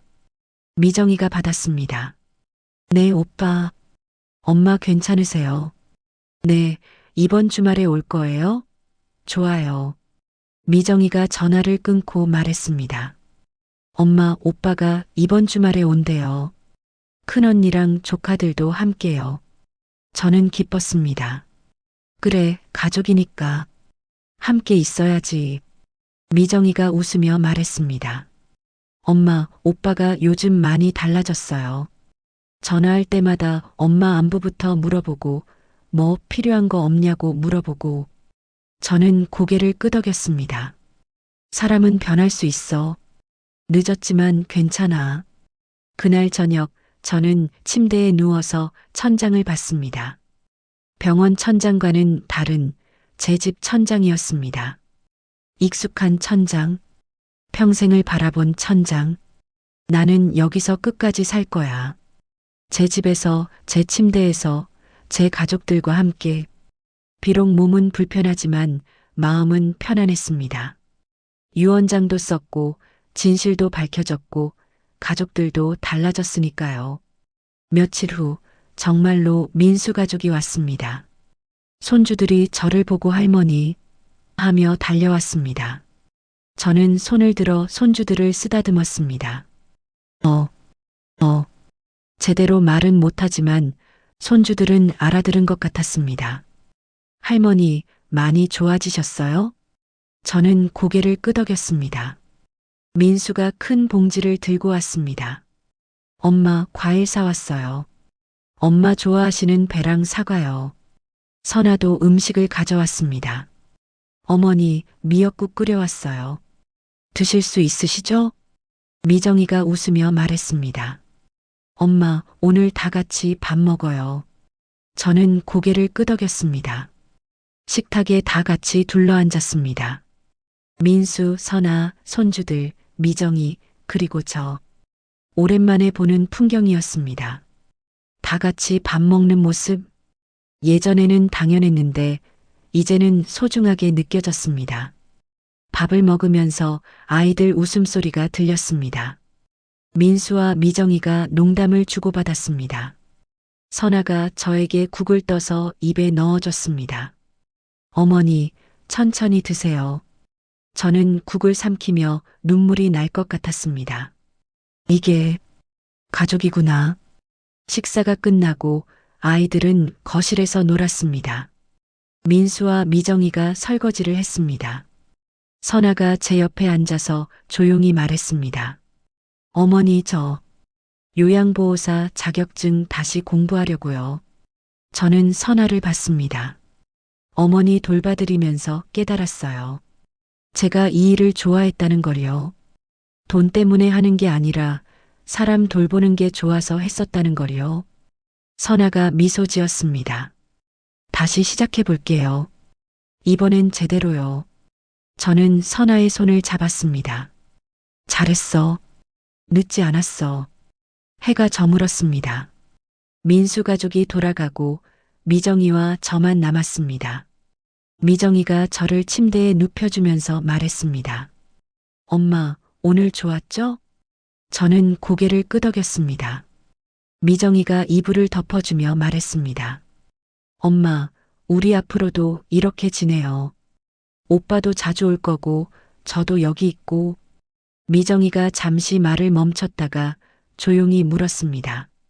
엄마, 행복하세요? 저는 미정이를 봤습니다. 그리고 천천히 확실하게 고개를 끄덕였습니다. 응, 행복해. 미정이가 환하게 웃었습니다. 다행이다. 엄마가 행복하시면 저도 행복해요. 미정이가 나가고 저는 혼자 남았습니다. 조용한 방, 익숙한 냄새, 제 집. 저는 눈을 감고 생각했습니다. 세상은 저를 쓰러진 사람으로 봤을지도 모릅니다. 말도 못하고 걷지도 못하는 늙은 여자.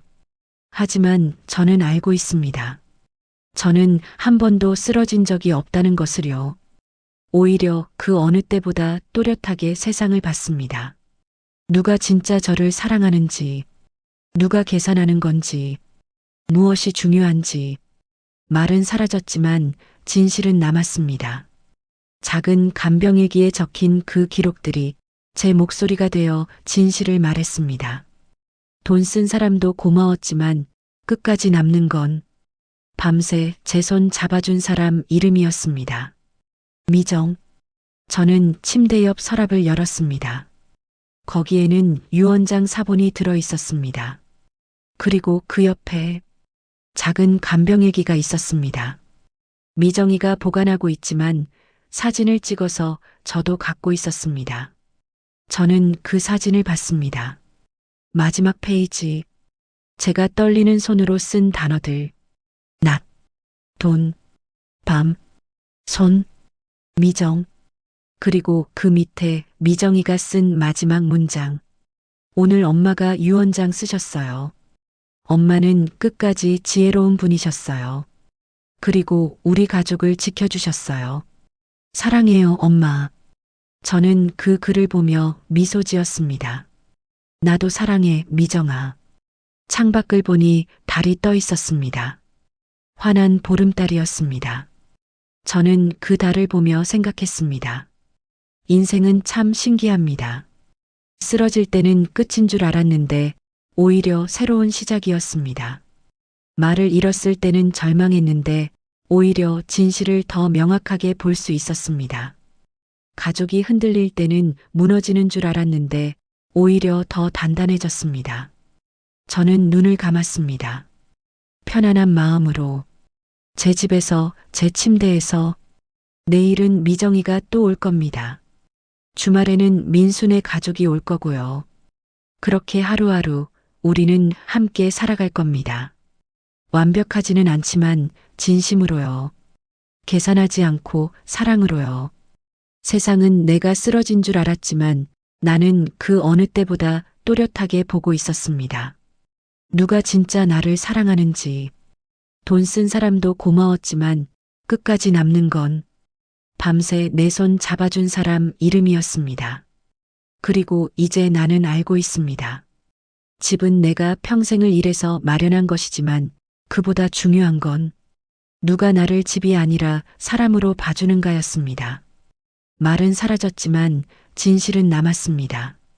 작은 간병일기에 적힌 그 기록들이 내 목소리가 되어 진실을 말했습니다. 그리고 이제 나는 편안합니다. 내 집에서 내 가족과 함께. 뒤늦게 인정받았지만 괜찮습니다. 늦어도 진심이면 됩니다. 오늘 영심 할머니의 이야기, 당신의 마음에 어떻게 남으셨나요? 당신께 질문 하나 드립니다. 만약 당신이 영심 할머니였다면 큰아들과 며느리의 행동을 받아들일 수 있으셨을까요? 아니면 당신은 큰아들과 며느리의 사과를 진심으로 용서할 수 있으셨을까요? 댓글로 당신의 솔직한 생각을 들려주세요. 그리고 혹시 주변에 이런 비슷한 경험을 하신 분이 계시다면 이 영상을 공유해 주세요. 누군가에게는 위로가, 또 누군가에게는 깨달음이 될 수 있을 거예요. 좋아요와 구독은 제가 더 좋은 이야기를 만드는 힘이 됩니다. 알림 설정까지 해두시면 다음 이야기를 놓치지 않으실 수 있어요. 다음 편에서는 또 다른 가슴 뭉클한 가족 이야기로 당신을 찾아뵙겠습니다. 오늘도 가족과 함께 따뜻한 하루 보내세요. 감사합니다. 건강하세요. 사랑합니다. 구독, 좋아요, 댓글